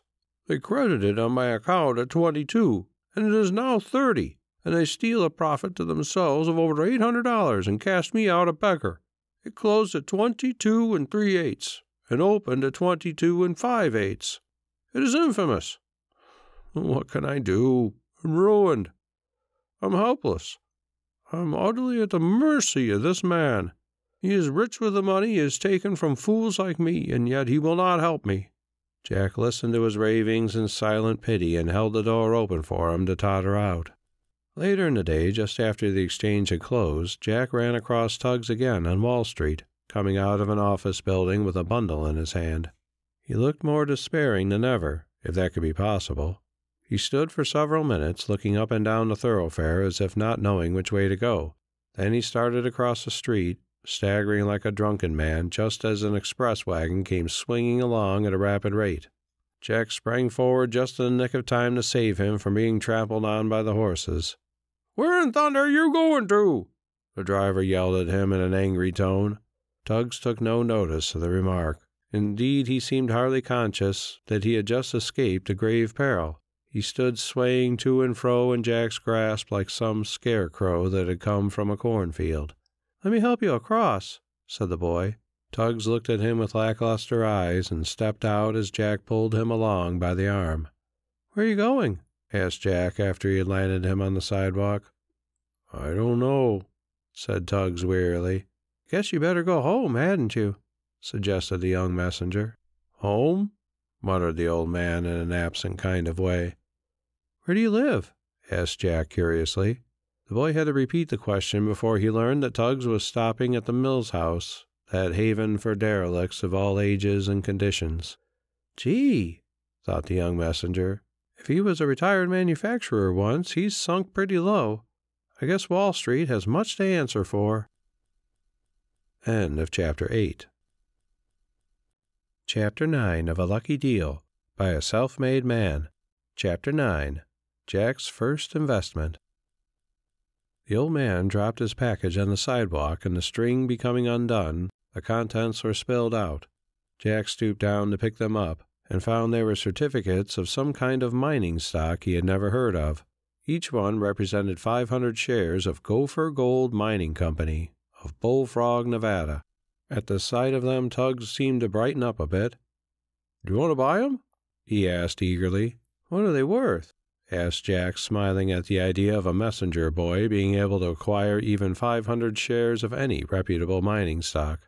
"Millions!" exclaimed the old man. "That settles it," thought the boy. "He's crazy, sure. Why don't you sell them to somebody that's got the money to pay for them? You look as if you needed the cash," said Jack aloud.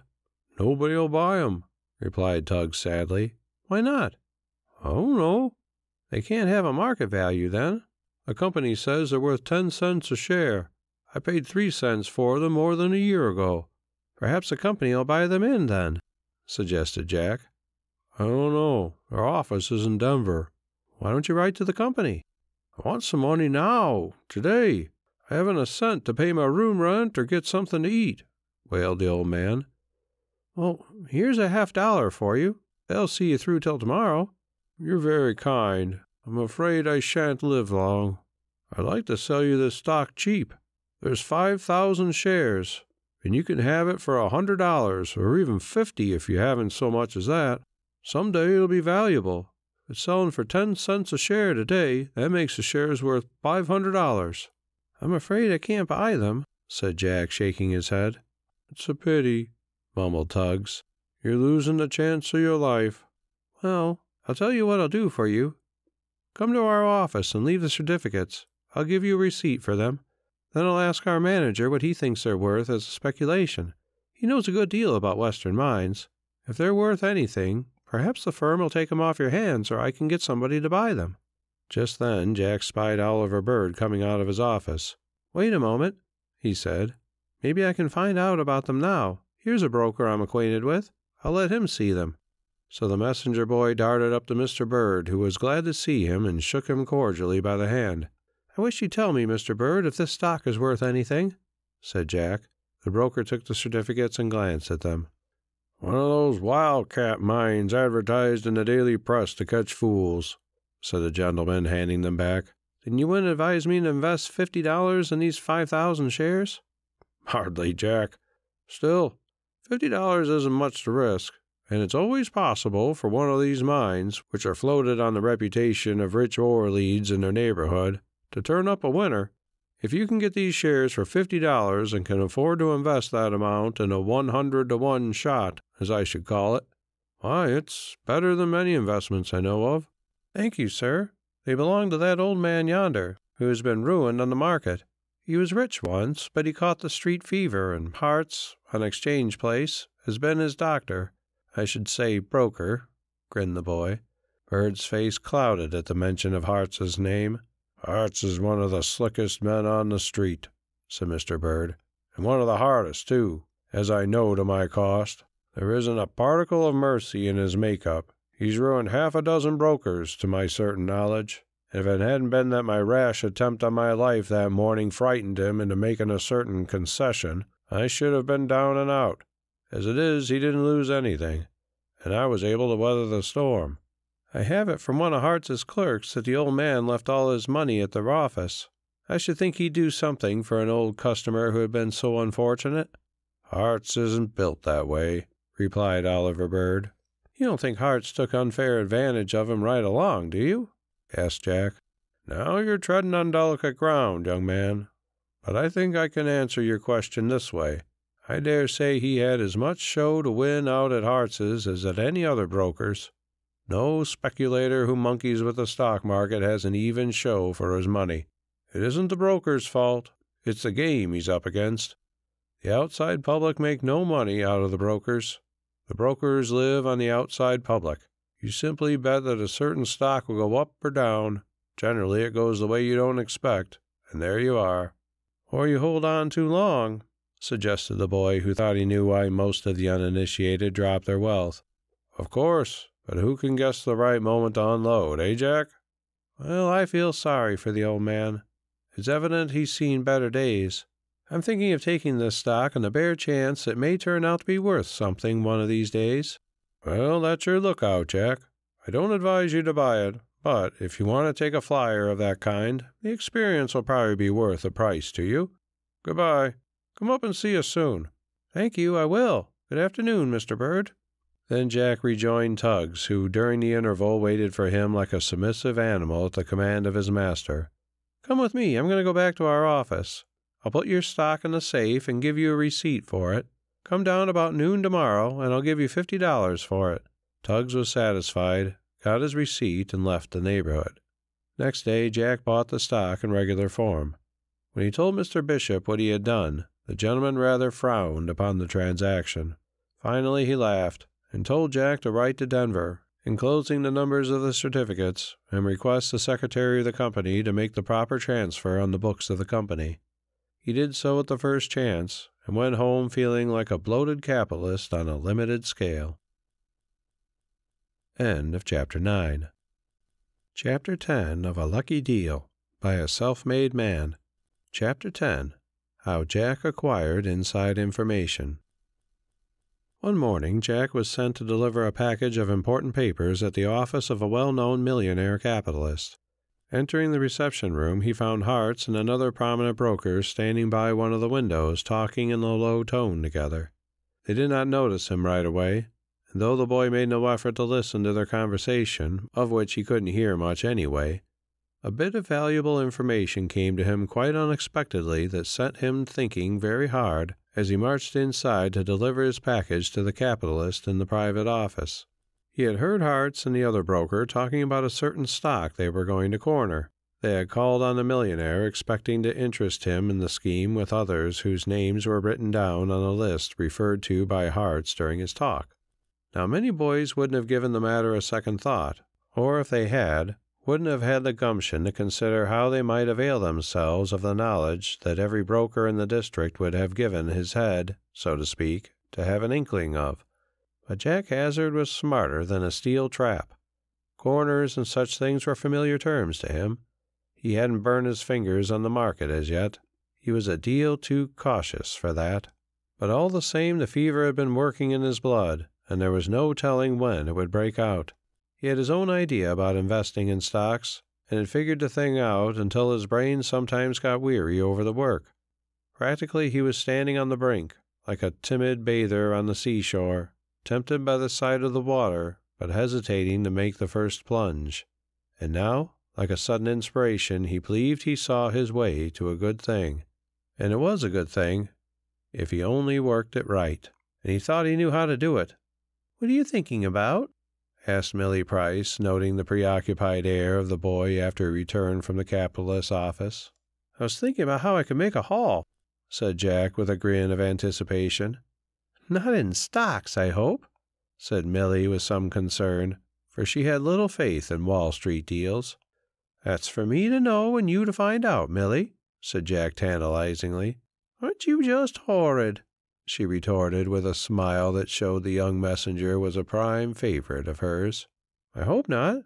That's what you said about that dude that was in here yesterday. I hope you aren't comparing me with him." "The idea! Just as if I would," she said, tossing her head. "Oh, by the way, who do you suppose was in here inquiring for you while you were out?" "Couldn't guess, Millie, unless it was the mayor, who is a particular friend of mine," said Jack with a grin. "What a ridiculous boy you are. It was Mr. Seymour Atherton." "No, is that a fact?" said the boy with evident interest. "I should have liked to have seen him." "And he had your little mash with him, too," said Millie with a mischievous smile. "What's that? What are you getting off?" "You don't really know who I mean?" "Of course I don't. I haven't any mash, unless it's yourself," grinned Jack. "Haven't you got the cheek?" laughed the stenographer, blushing. "Well, then, I'll tell you who it was. It was Fanny Bruce, and she looked just too cute for anything." "I'd like to seen her, too," said Jack. "She's the loveliest little girl, I think, I ever saw," said Millie enthusiastically. "Hello!" exclaimed Ed Potter, walking in. "What are you two chinning about? Why don't you get busy? What am I paying you for?" "Hello, Ed. What brought you around?" "My feet. Did you think it was an automobile?" Isn't he funny?" said Millie. "You must excuse him, Millie. He isn't responsible at all times." "I suppose you're thinking that's amusing," growled Ed. "Say, Ed, I want to see you a moment," said Jack, walking over to a window. "Well, look at me. I'm on exhibition for the time being," snickered Potter. "Oh, rats, come over here. I want to talk to you. Got any money you want to invest?" he asked as Ed approached. "Sure, 7 cents. "Stop your fooling. Got $10? If you have, I'll put you on to a sure thing." "What is it?" "Buy a couple shares of LS on 10% margin. Last quotation 36. "Got a tip?" "That's what I have. I'm going down to Siemens tomorrow to draw my pile. I've enough to collar 25 shares at that margin." "Well, I'll think about it." Next morning LS opened at the same figure, and as soon as he got the chance, Jack hied himself to the savings bank, drew his money, and dropping in on Oliver Bird, surprised the gentleman by asking him to buy 25 shares of LS for him. "You ought to know your business, Jack, but it seems to me you're doing a foolish thing," said the broker warningly. "That's where you and I differ at present. Back me for 25 shares more, and I'll let you in on the ground floor." "What do you mean by that?" asked Bird curiously. "Will you stand for the 25 if I tell you?" "Certainly, if you're determined to make the plunge. But remember, I strongly advise you against it. I owe you a good turn, and I'll back you for 50, so take your money away." "That isn't business, Mr. Bird. I won't accept any favors in this deal. I come to you the same as I would any broker. I'll sell you a share in my tip for a 10% margin on 25 shares of LS, and if you consider the tip worth it, I want you to deal with me the same as you would anyone else." "Well, what's your tip, Jack?" said the broker, smiling doubtfully. "Hartz and Bradshaw are getting up a corner to boost LS." "How do you know that?" asked Bird sharply. Jack told him what he had overheard the two men say at the capitalist's office the day before. Bird considered a moment. "I don't mind admitting that your information is valuable. I'm going to look into it. If I find from indications that are bound to show themselves in a day or two that a pool has apparently been formed, I'll stake you for 100 shares. The tip is worth that easily." "All right, much obliged," said the boy joyfully. "That's business, and my 100 will give me 25 shares more. But you must let me use my own judgment about selling out." "You'd better let me attend to that, Jack." "Thanks, but I've got my own idea. I'd like to feel independent in the matter. I've been studying the market for some time, and if you can shear me of the little wool I've got, you're welcome to do so." "I shouldn't want to do that, Jack," laughed the broker. "And I don't propose to give you the chance to do it," grinned the boy. "You're a case, young man. Drop in and see me in a day or two." "All right, sir," and Jack took his leave, feeling that at last he was getting to be of some importance in the street. End of Chapter 10. Chapter 11 of A Lucky Deal by a Self-Made Man. Chapter 11. The Greatest Scare of His Life. When the exchange closed that afternoon, LS was quoted at 36 1/8. It opened at the same figure on the following morning, and when business was over for the day, Jack's eager eyes noticed that it had advanced only 1/2 a point. Next day it opened at 37, and during the morning the young speculator managed to drop in on Oliver Bird. "Come inside," said his friend the broker. "I want to see you." Jack hastened into the private den. "Here is a memorandum for 125 shares of LS which I bought for your account at 36 1/2. But I've made it 36, as that was the figure you ordered the stock at, and as I didn't buy it till yesterday, I had to pay the fraction extra. I'll hold the stock subject to your order, of course. I'm satisfied that a corner has been formed to bull the stock, and that it'll go up to some purpose in a day or two. I stand to win something handsome myself on this deal, and when I've cashed in, I'm going to treat you to a sherry blowout." "Well, I hope you'll make a good thing out of it, Mr. Bird, for you've put me in the way of becoming a small capitalist myself." "You don't owe me any thanks. It's all the other way. But recollect, you've assumed the responsibility of your own deal. I only hope you won't make a wrong move. After the stock will have reached a certain figure, and what that will be no man can guess, the bottom is liable to drop out at any moment. Should you be caught on a toboggan, your profits will vanish like smoke. Yes, sir, I understand that. But I'm out for experience, and I'm banking that I'll be on the right side. Well, my lad, I admire your nerve. But while you have the advantage of inside information at the start, your lack of experience on the market may land you in the soup when you least expect it. In spite of his natural assurance, Jack's nerves were all of a tingle during the next 10 days as he followed the rising quotations of LS from 36.5 to 76, the closing figure when the exchange shut down on the 10th day. Several times he had actually been on the point of ordering the big broker to sell him out, but he hesitated at the golden prospect of a higher market. With a syndicate probably backed by millions behind it, it will surely go to par, he reasoned with boyish enthusiasm. He was assailed by the same fatal temptation that has ruined thousands on the very brink of a successful coup. Twice Jack had received a hint from Mr. Bird, the last a strong one. He considered them, and then decided to hold on a while longer. "Say, Jack, what's the matter with you? You're as nervous as an old woman," said Ed as they were on their way home on the afternoon of the day the stock touched 76. "Am I?"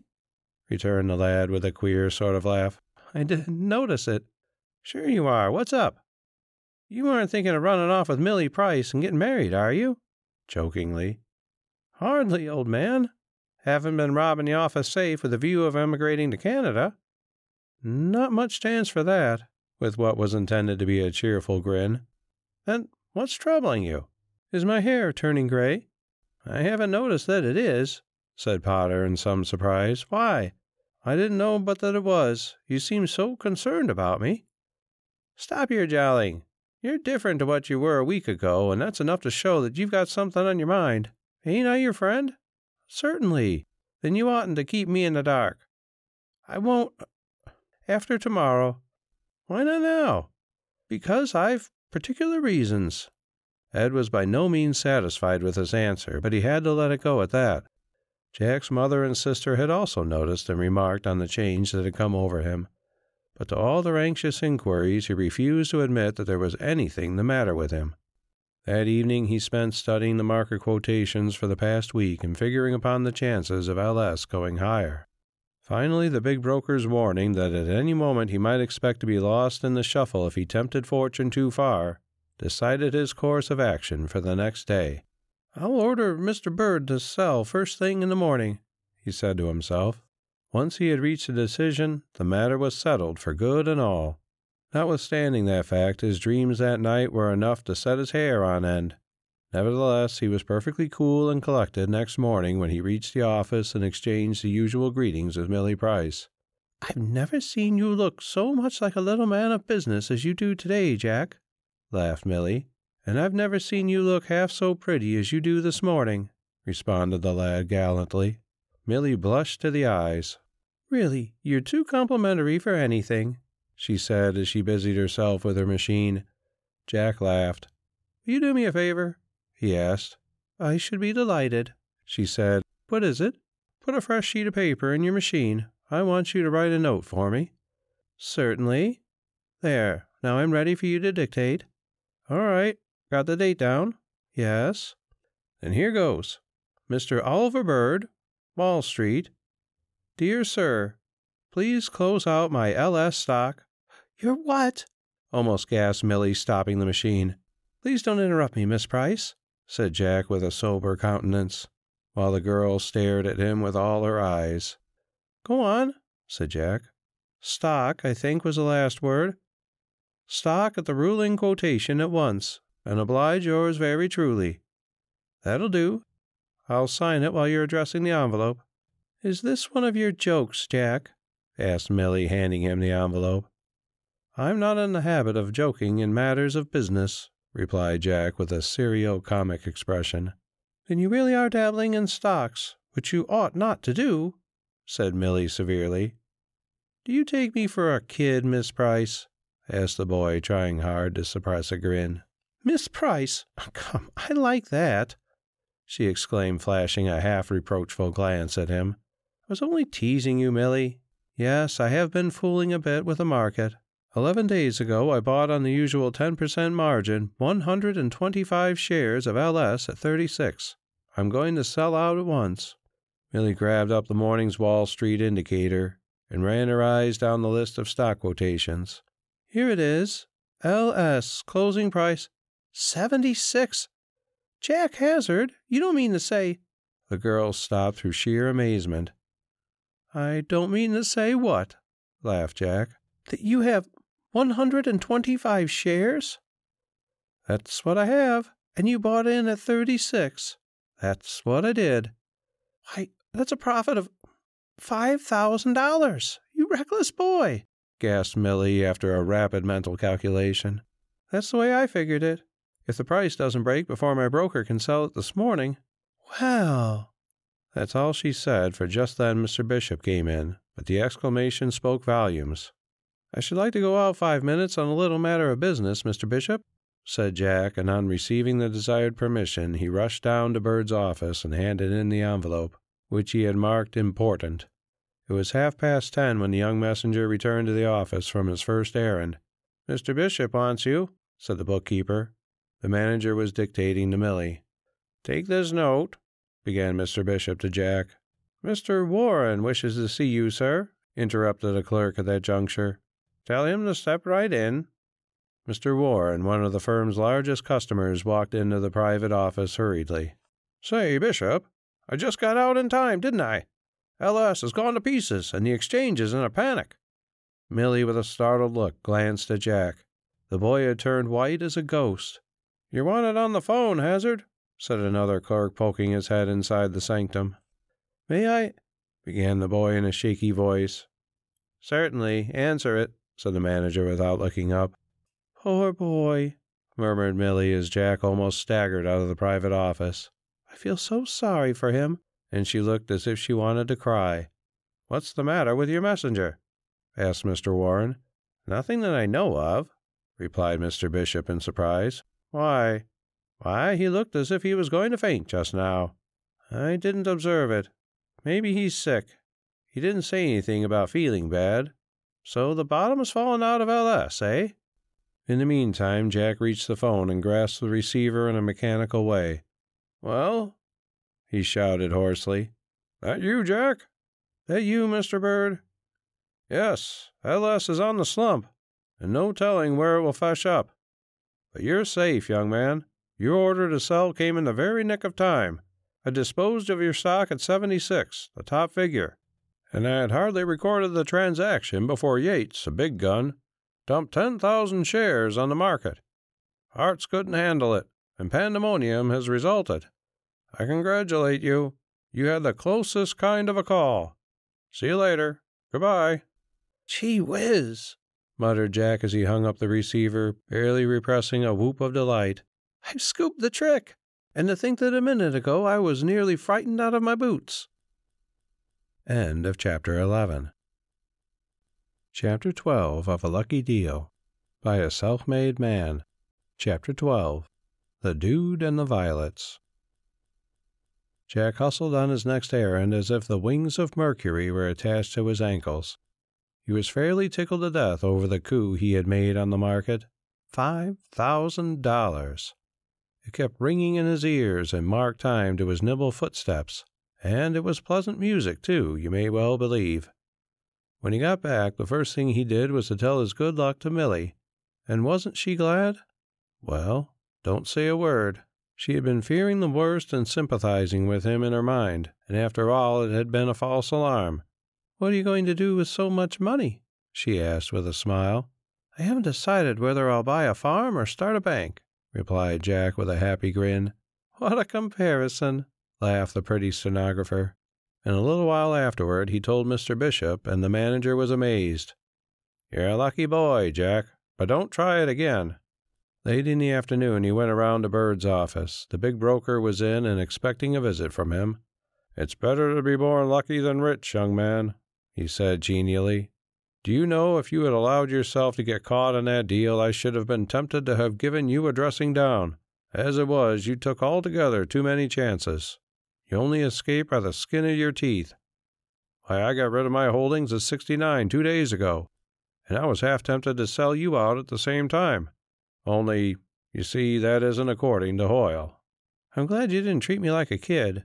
for that is what it would have amounted to if you had used your own judgment against my orders. I'm glad myself, seeing how the thing has turned out. I'll send you a statement and a certified check tomorrow. Don't forget to deduct your regular commissions," said Jack promptly. "All right," replied the broker, who understood the boy thoroughly. "I wish I was of age," said Jack wistfully.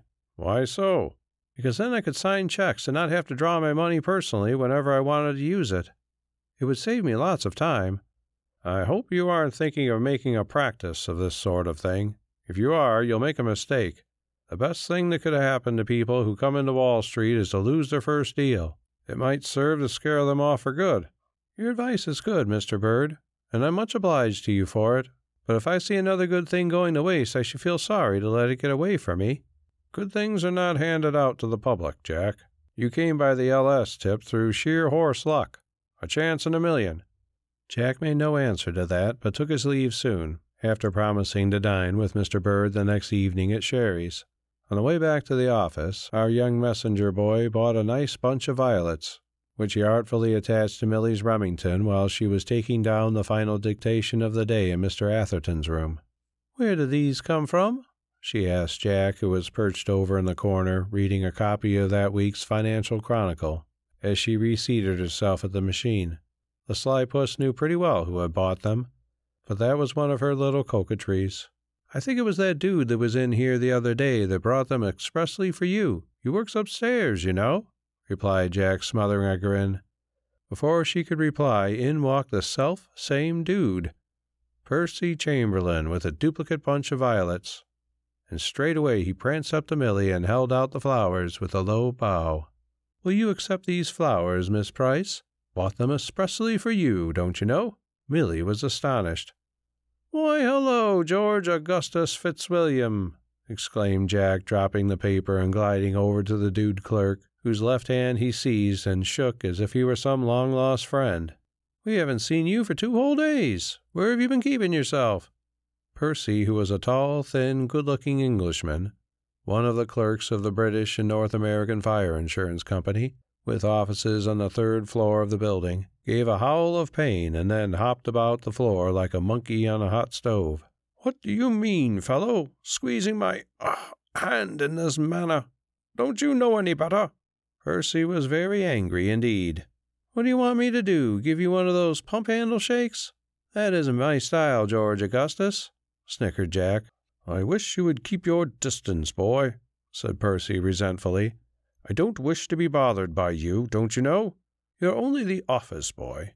"Really, Miss Price," he said, stooping to pick up the violets he had dropped, "these American boys are deuced annoying, don't you know? These flowers are for you, hothouse specials from Hutchins," mentioning a prominent florist on Broadway. "Gee!" exclaimed Jack, who had been watching his chance to chip in again.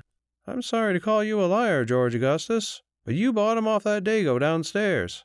That's where these came from, and if there's any difference between 'em, I'd like you to point it out. Same trademark on each," and he pointed to the bit of red cord with which each bunch was secured. "1 bunch is quite enough for me," said Millie with a laugh. "If you'd come first, Mr. Chamberlain, why, I might have accepted yours." "Really?" began Percy. "Come, George Augustus, you'd better sneak. Miss Price has several letters to copy, and she wants to get home sometime this afternoon, don't you know?" mimicking the Englishman. "Won't you accept them, Miss Price?" persisted Percy, after an indignant look at Hazard.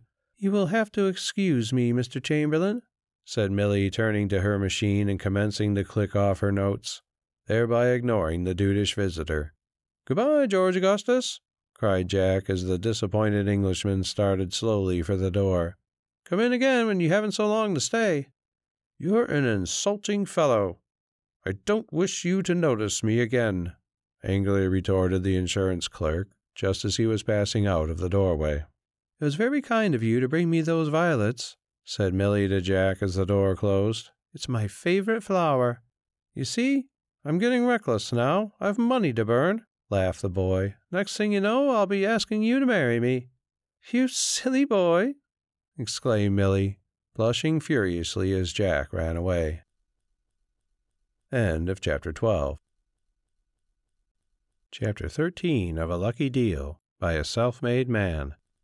Chapter 13. Silas Hawkins from Avalanche, New Jersey. A few days after that, as Jack was coming out of the post office, he was stopped by a sunburned, countrified-looking man who said, "Oh, Sonny, can you tell me where Nassau Street is?" "Sure, come right along with me and I'll steer you into it," replied the boy good-naturedly. But before the countryman could take a step, a dark-featured man, dressed in a checkered suit, with a Brazilian sunstone and a gaudy scarf, and a strong odor of the tenderloin about him, stepped up and, grasping the farmer by the hand, exclaimed, "Why, how do you do, Silas Hawkins? When did you come to town?" "Well, now, you seem to know me, mister, but I'm gosh darned if I can place you for a cent," answered Farmer Hawkins in a puzzled way. "Why, I was down in your neighborhood all last summer. Avalanche, New Jersey is where you live, isn't it?" "Well, now, I expect you're right there, mister, but I don't recollect you just the same." "My name is Bond, Steve Bond." Silas Hawkins shook his hand, while Jack Hazard, who stood a few feet away, sized the other stranger up for a confidence man. He was certain of it a moment later when the farmer said, "Seems you're the second one to stop me since I landed from the ferry boat. The other chap thought he knowed me too, but when he found out my name was Silas Hawkins, that I lived in Avalanche, New Jersey, why, he apologized and went off. He thought I was Josh Whitcomb from Newark. Ha, ha, ha!" "You mustn't mind that, Hawkins," said the man with a crafty smile. "We New Yorkers are mighty glad to meet our friends from the country, and we always do the right thing by 'em." "Well, now, you don't say." "Say," put in Jack at this point, "I'm waiting for you. You want to find Nassau Street, don't you?" "Never mind, young man. You can run along. I'll take charge of Mr. Hawkins and show him all that's to be seen." The New Jerseyman seemed undecided what to do, seeing which Jack decided to block the sharper's game. "Look here," he said in a low voice, "I'm dead on to you. There's a cop across the street, and if you don't take a glide, I'll run over and give him the tip-off." The sharper saw that his game was up. "I shan't forget you, young man, and if I ever come across you again," he said angrily as he turned and walked away without another word to the countryman. "I reckon he don't know me arter all," remarked Mr. Hawkins, taking a fresh hold on his carpet-bag as the man from the Tenderloin faded around the corner of the post office. "Still, he seemed to have my name and where I come from, right pat." "He didn't know you at all. That fellow was a confidence man." And as Silas Hawkins followed him across the street into Ann Street, the boy explained the old threadbare game to him. "Well, now, you're right smart, I reckon, to see through that chap at once. I suppose you drink, don't you? A glass of cider would kind of hit me in the right place." And Hawkins paused in front of a saloon. "I'll wait for you if you don't linger too long," answered Jack. "Ain't you coming in?" The boy shook his head. "Well, I won't be more'n a minute."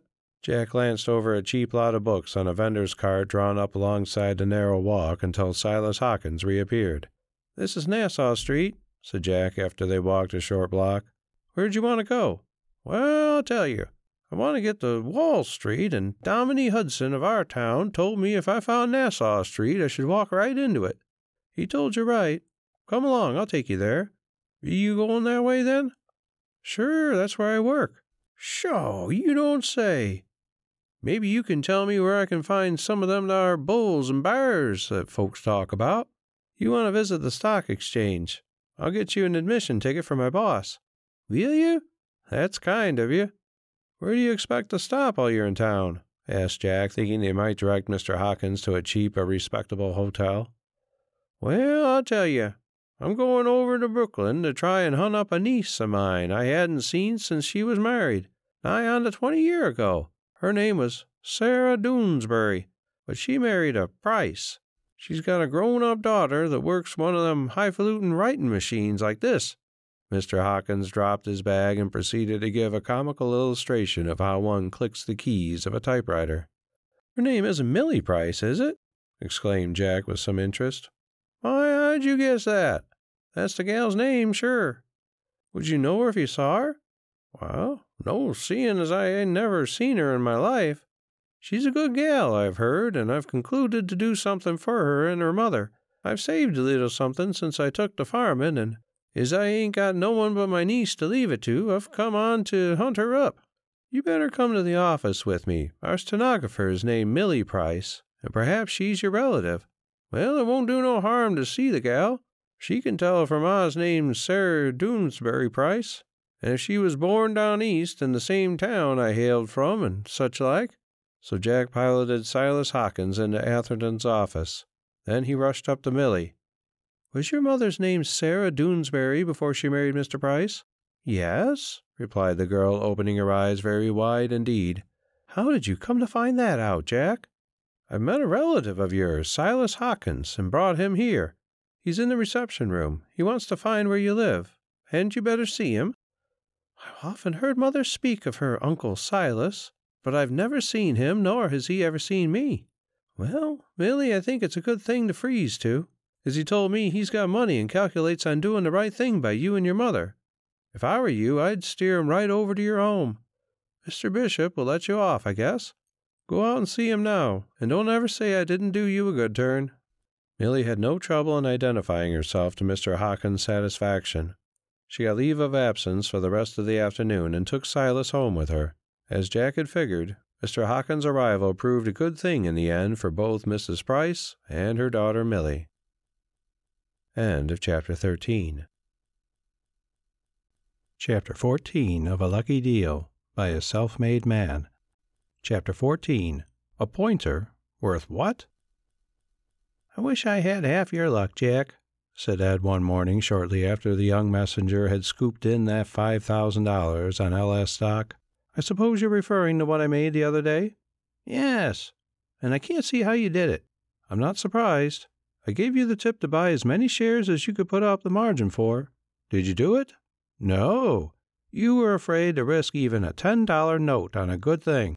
Well, you lost your chance." "I lost more than that," said Ed with a mournful look.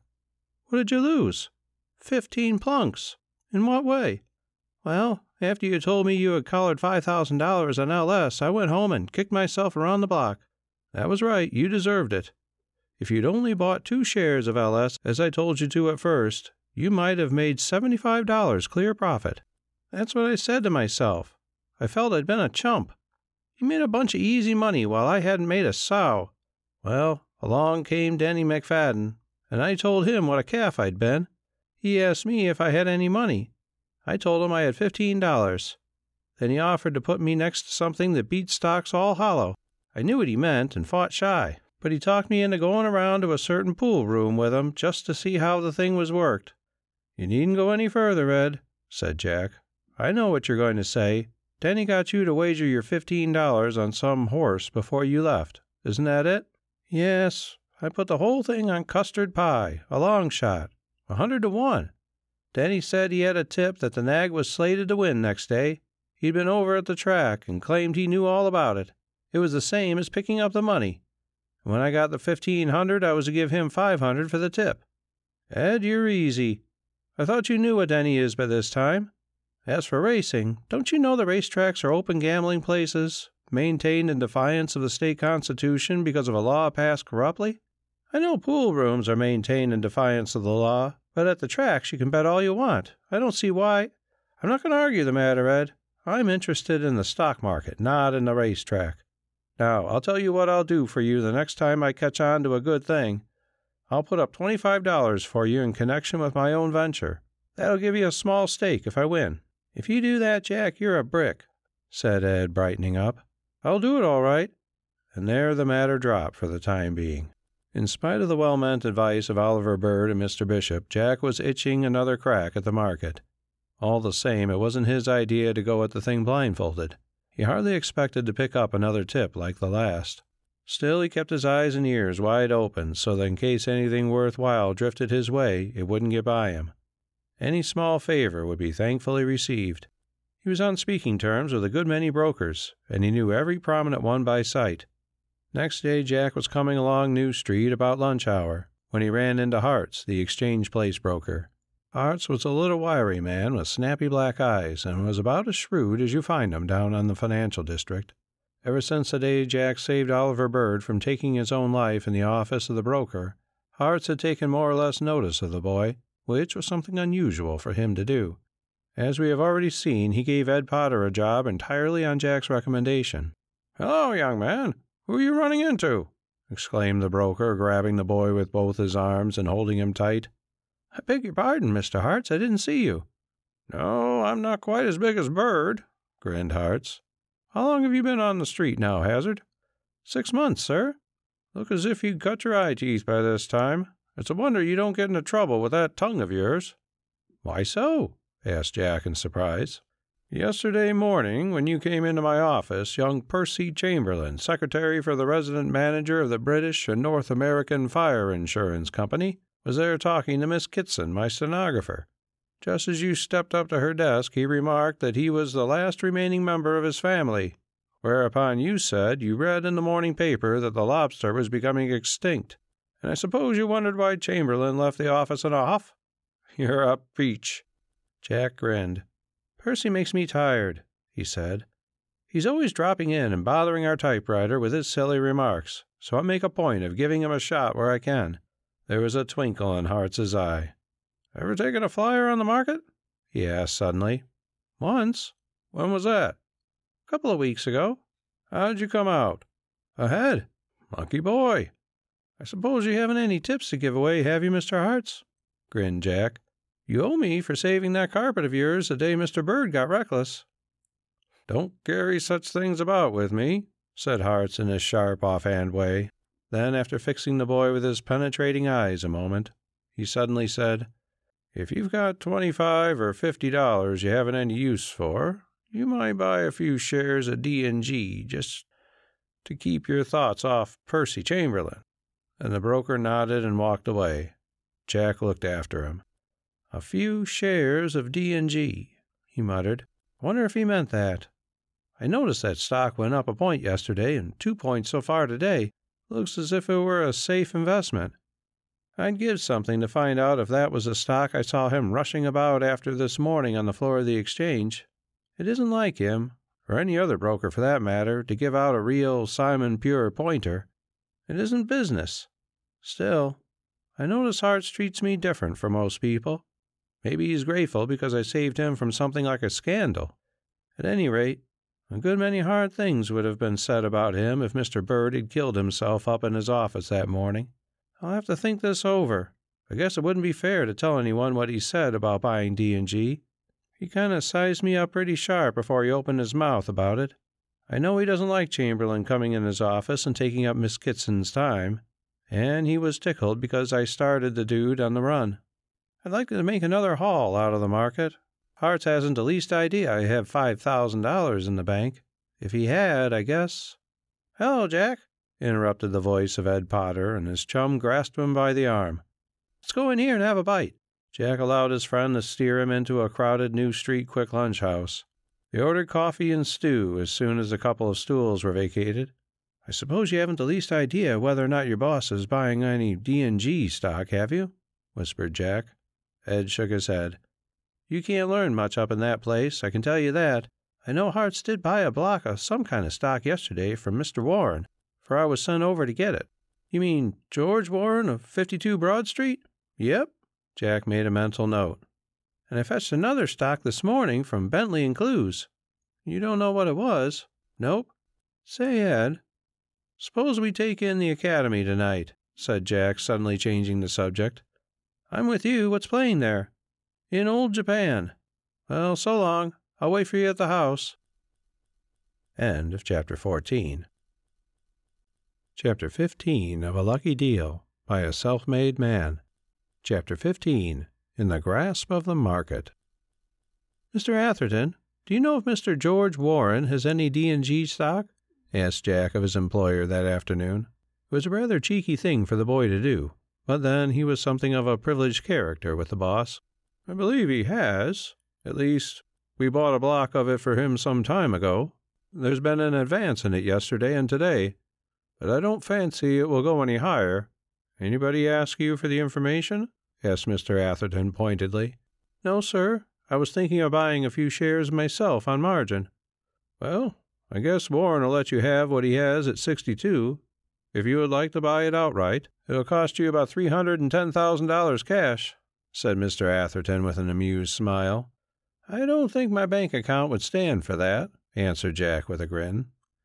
Seriously, Jack, said his boss, I wouldn't advise you to buy any stock on margins.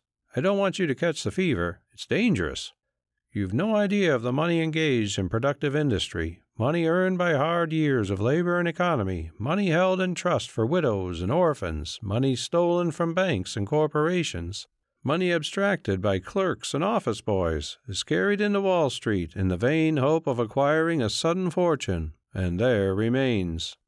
Mr. Atherton turned to his desk, and Jack went back to his duties, satisfied he had learned something at any rate. "How could I find out if Bentley and Clues have any D&G stock?" asked Jack of Mr. Bishop at the first opportunity. "Why do you wish to know?" asked the manager, perhaps a bit sharply, for the question coming from Jack rather surprised him.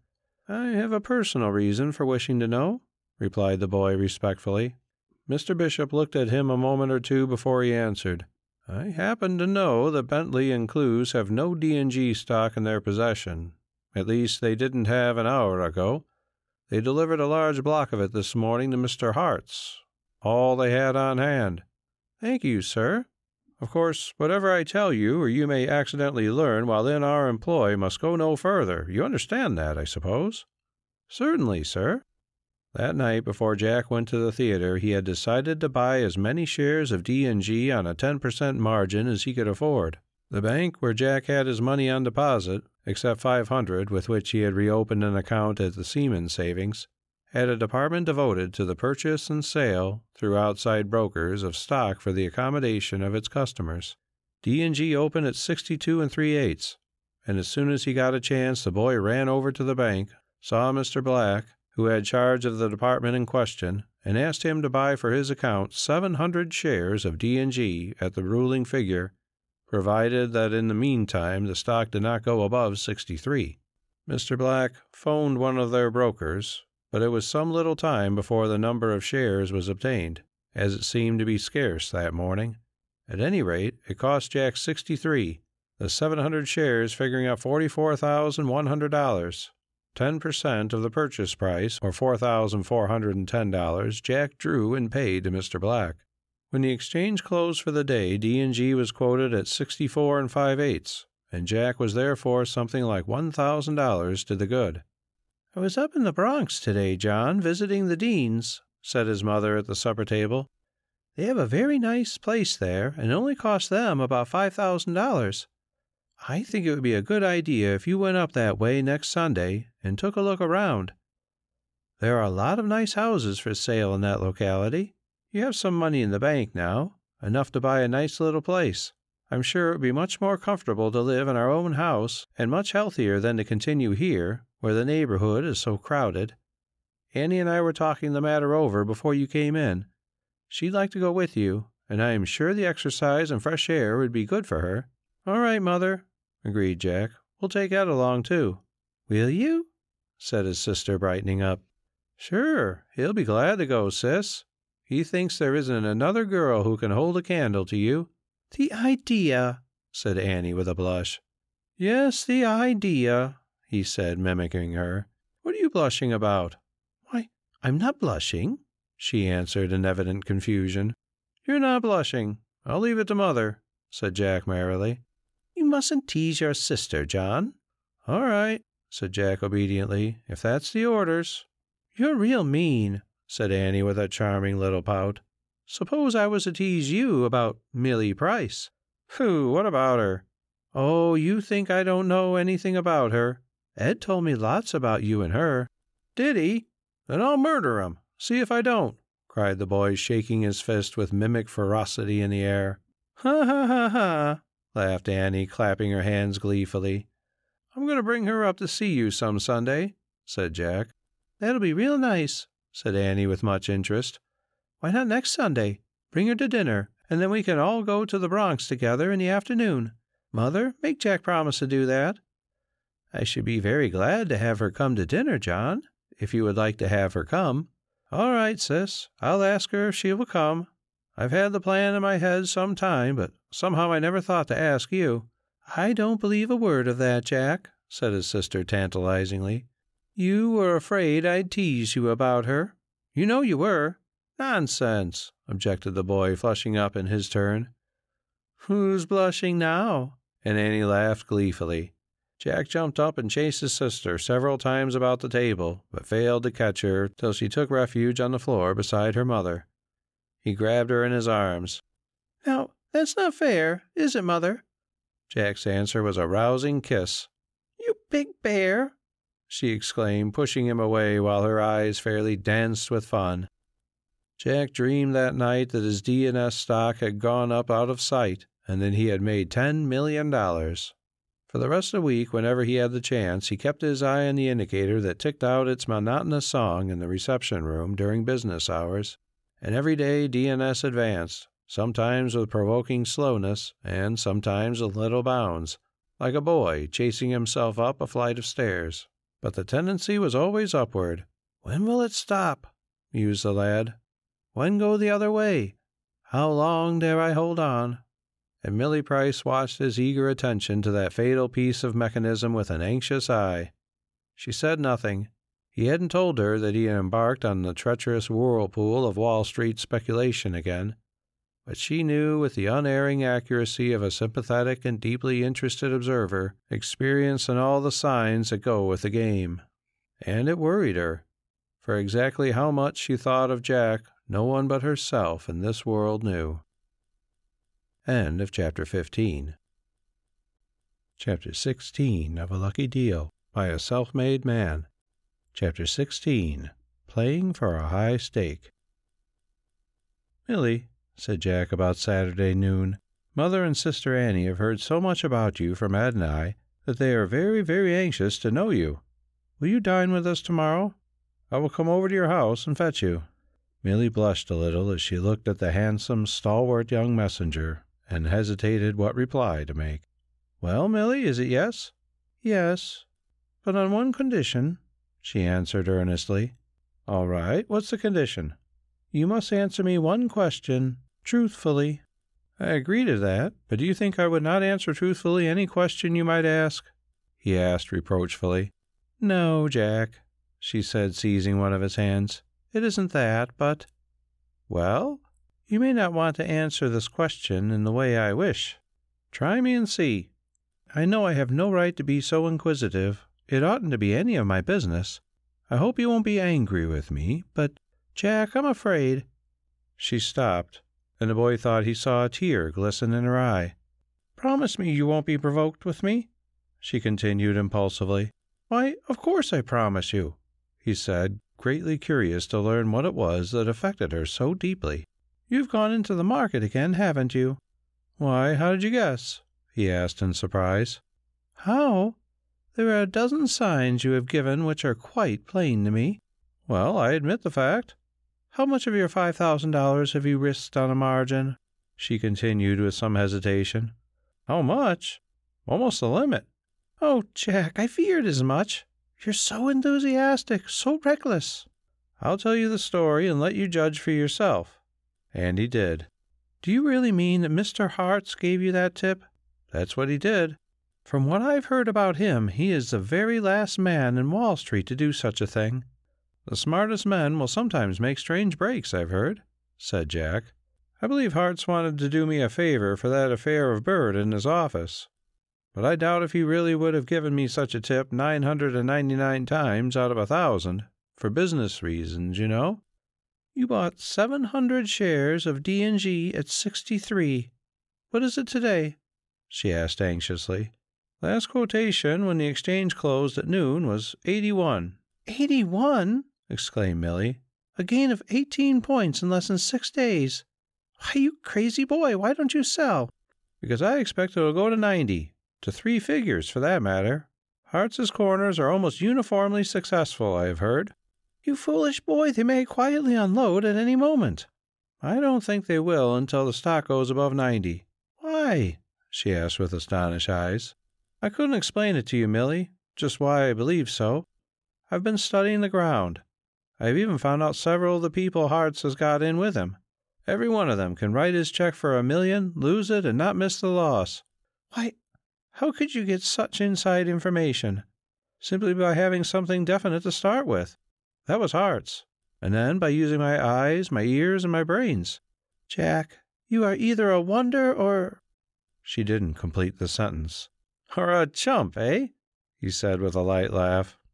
"I intend to hold out for 92, if the stock goes that high, as I feel sure it will, and over. That will return me a profit of $20,000, which, added to my original capital, will make me worth $25,000. Pretty good for a boy of... I was 17 3 months ago. Well, Jack, I earnestly hope that you will come out all right, but you are taking a terrible risk, and I shall be nervous till I know you have won out. It is understood I am to call for you tomorrow, is it?" "Yes, Jack, it is." So Milly went to the Hazard flat next day and was introduced to Jack's mother and sister, who were much pleased with her pretty face and sunny disposition. Ed came in soon after dinner, and the 2 boys and the 2 girls started up to the Bronx, where they spent a pleasant afternoon, wandering about with an occasional eye to a desirable vacant house that had the sign "For Sale" attached.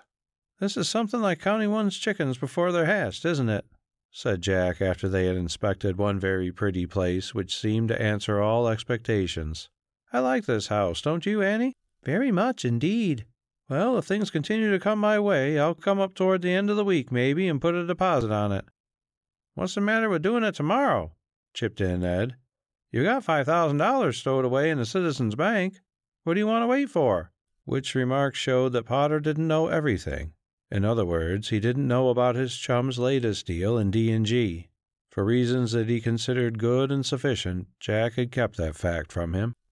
But he intended to keep his word to Ed and give him the profit of 3 shares, or what was practically equal to a $100 note.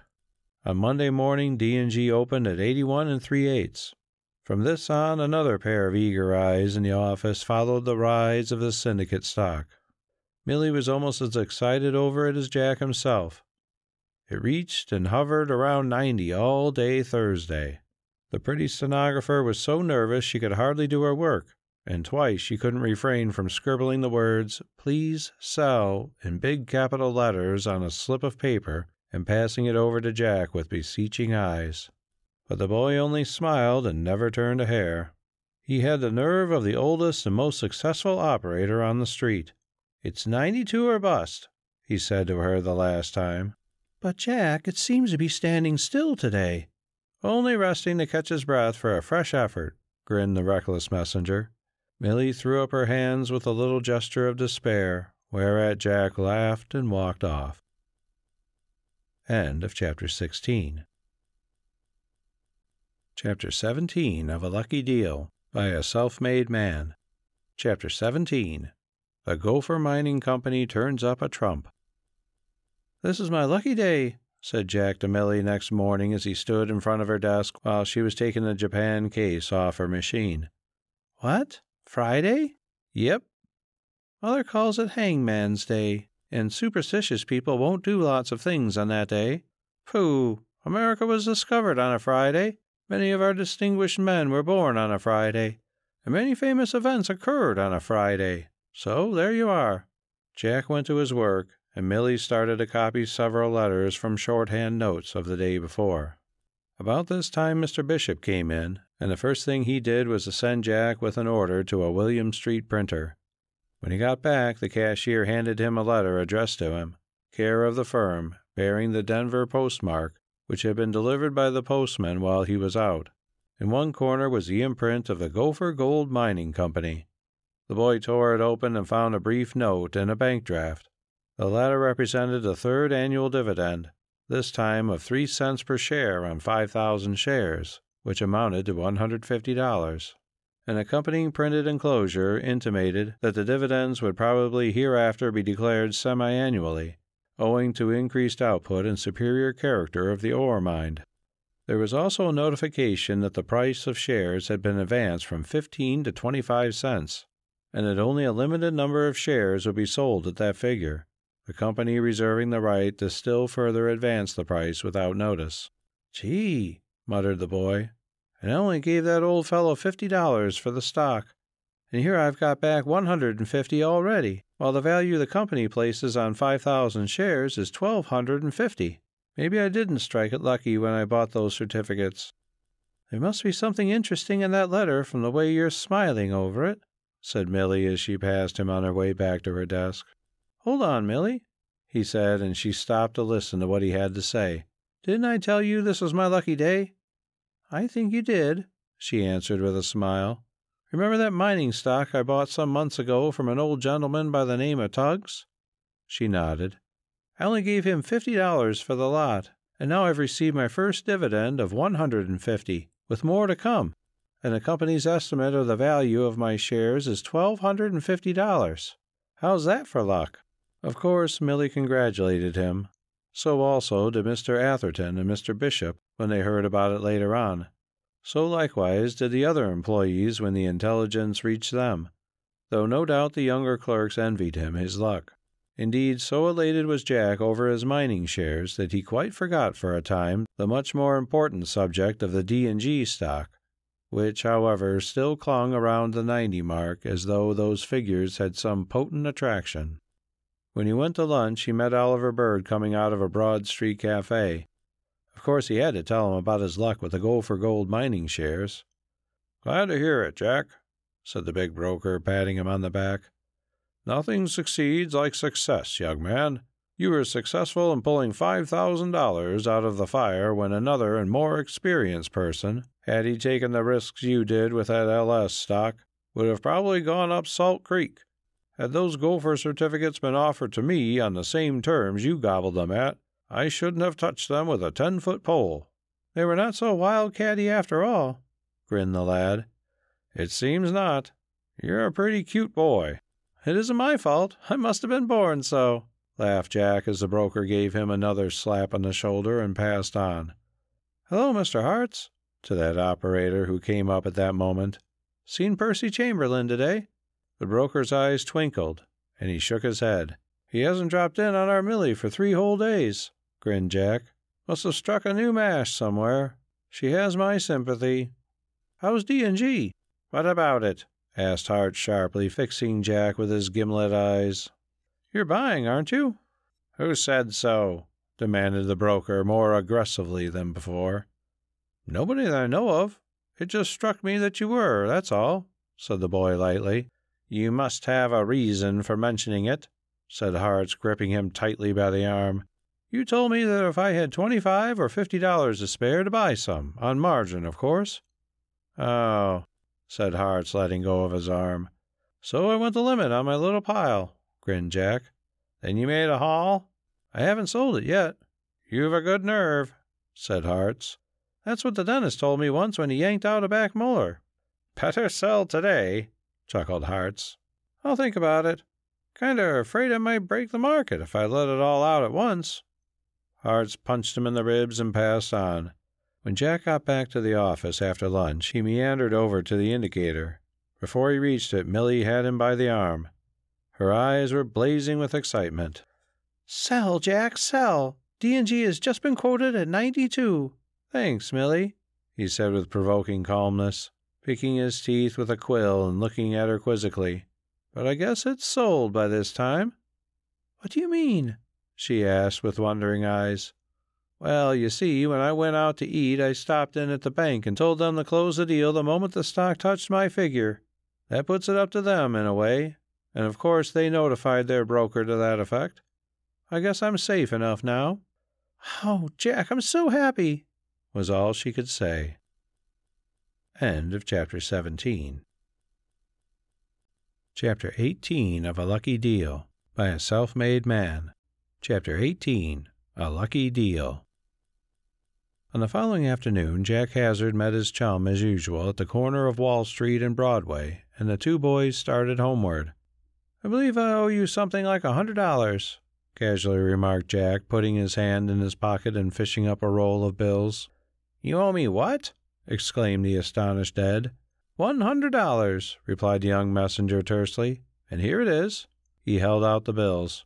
"Oh, come off," grinned Potter with an envious glance at the wad. "Aren't you going to take 'em?" asked Jack with a chuckle. "What'll I take 'em for? They don't belong to me." "Of course they belong to you. Do you think I'm flinging $100 of my money at you?" "I don't see how they belong to me." "You want to get a new memory, or you'll land in a tureen the first thing you know, Ed Potter. Some little time ago you told me that you had dropped $15 on a 100-to-1 shot that Denny McFadden induced you to go up against." That's right, admitted Ed. Didn't I promise you then that I would stake you $25 worth on the next deal I went into in the market? So you did, Ed suddenly remembered. And have you really made another play in stocks? Yep, been working a deal these 2 weeks back. Gee, and you never told me. I wanted to surprise you. I guess you have. I mean, by winning a little stake for you. Oh, exclaimed Ed. I bought 700 shares of D&G at 63 on the usual 10% margin at the rate of about $25 for every 4 shares. I held on to the stock till the shares reached 92, when I got out from under, giving me a profit of $29 per share. Your 4 shares figure up, less commissions, about $100. There it is. Don't handle it so gingerly. It's good money. I got it from the Citizens Bank. Jack Hazard, you're a gentleman. But I don't think I ought to take it, said Ed hesitatingly. Why not? It's just like robbing you. Nonsense. I cleaned up $20,000 by the deal, so I guess I can afford to let you in for a measly little $100. $20,000? Gasped Potter in amazement. 20,000, repeated Jack. And the other 5,000? Makes 25,000 cash in the Citizens Bank, payable at any time on demand, plus 500 in the Seaman savings, plus 150 representing a dividend I received yesterday from my Western mining stock, which I deposited in the Immigrant Savings Bank on Chambers Street. Any more? Asked Ed in amazement. No, that's all at present. Grand total $25,650. Why, you're a rich man. Excuse me, I'm only 17. Won't be a man for 4 more years yet. That don't cut any ice with you. It isn't the legal limit that always makes the man, said Potter sententiously. I don't call Percy Chamberlain a man, and he's over 21. You do me proud, Ed, said Jack as they turned into East Broadway. Don't mention it.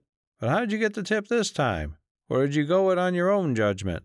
You'll never guess who put me on to it. Well, I shan't try. Hearts. My boss? In surprise. Jack nodded. But remember, you mustn't let on to a living soul. Then the boy told his companion the story of his second fortunate deal on the stock market. Some day you'll be a multi-millionaire, Jack, said Ed, looking at him admiringly. I hope to keep out of the poorhouse at any rate. No fear of you going there. I only wish I had your brains and backbone. You mean you wish you knew how to use the brains and backbone you possess yourself? Have it any way you like. Suppose you take this 100 and use it for me when you make your next plunge. I might lose it. I'll risk that. You better talk it over with Annie, and if she says so, I'll make you a sort of junior partner. No, will you? Asked Ed eagerly. Of course I will. By this time the lads had reached the neighborhood of their homes, and accordingly separated, Ed promising to come over to Jack's house next day. For many weeks after that, the young messenger boy saw no favorable chance to make another venture in the stock market. He attended faithfully to his duties and was many times commended by Mr. Atherton for strict attention to the firm's interests.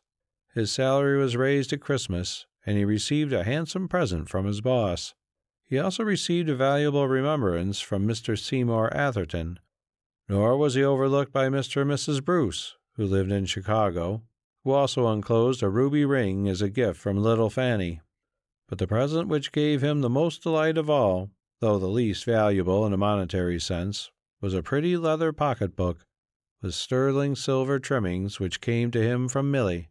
What Jack gave her the pretty stenographer showed only to her mother, and then put it away somewhere among her treasures. At length Jack Hazard's 18th birthday came round. He had made a few cautious deals in stocks since the beginning of the year. They had been uniformly successful, though they had not netted him any very considerable profit in proportion to his 2 former successes. But he was satisfied, for he had doubled his capital, which was now over $50,000. He had also succeeded in putting a couple $1,000 into his friend Potter's pocket, much to that young man's great delight, who expected to marry Jack's sister in the course of time. Not only that, but he had used some of Millie's money to great advantage. Her salary was not needed now to run the house, as Silas Hawkins had come to live with them, and attended to that. As we remarked, Jack reached the age of 18. He received the usual congratulations over the event, but he went about the firm's business that day just the same as he always did. He was sitting in his chair in the outside office waiting to be called on, when Mr. George Warren entered, in no little excitement. "Is Mr. Atherton in?" asked the millionaire eagerly. "I believe he is," replied Jack. "I will tell him you're here." Mr. Warren was admitted to the inner sanctum immediately. In 5 minutes the boss's bell rang, and Jack went to see what he wanted. "Sit down, Jack," said Mr. Atherton, much to the boy's surprise. The young messenger took a vacant chair and wondered what was coming. "I think you own 5,000 shares of the Gopher Gold Mining Company stock, Jack," said Mr. Atherton. "Yes, sir." "Do you care to sell it?" "I haven't thought about such a thing," replied the lad in surprise. "Mr. Warren wishes to buy some of the stock. He will give you $50 a share for your little block." "What?" gasped Jack. $50? "That's your offer, isn't it, Mr. Warren?" said the broker, turning to his customer. The millionaire nodded. Why, was all the boy could say. "The fact of the matter is, Jack, the Gopher has unexpectedly turned out to be a bonanza of the richest kind. Information has just come out this morning that a new lead has been opened up that promises Monte Cristo results, and the street is hot on the scent for any stock that is floating about. Mr. Warren came in here and gave me a commission to get him some if I could. I thought of you. The stock isn't listed on the exchange yet, but I understand the application is now before the Board of Governors, who will act favorably on it. What it will be quoted I do not pretend to guess, but Mr. Warren seems willing to take his chance at 50. It is up to you whether you will accept or hold it for a higher figure." "What would you advise me to do, Mr. Atherton?" "I think you'd better use your own judgment. I believe you're smart enough to decide the right way." "You can have the stock at 50, Mr. Warren," said Jack after a moment's thought. "All right. Mr. Atherton, will you send a certified check for $250,000 payable to the order of John Hazard, and you may send the certificates to my office. Allow me to congratulate you, Jack. You fully deserve your good fortune. That was a lucky deal you made with the old man." "Yes, sir.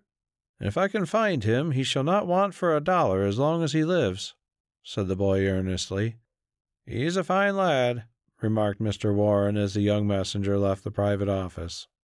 "Millie," said Jack, stepping up to her, "I want you to congratulate me on my lucky deal. I've just sold those 5,000 shares of Gopher Gold Mining Company stock to Mr. Warren." "Have you? That's nice.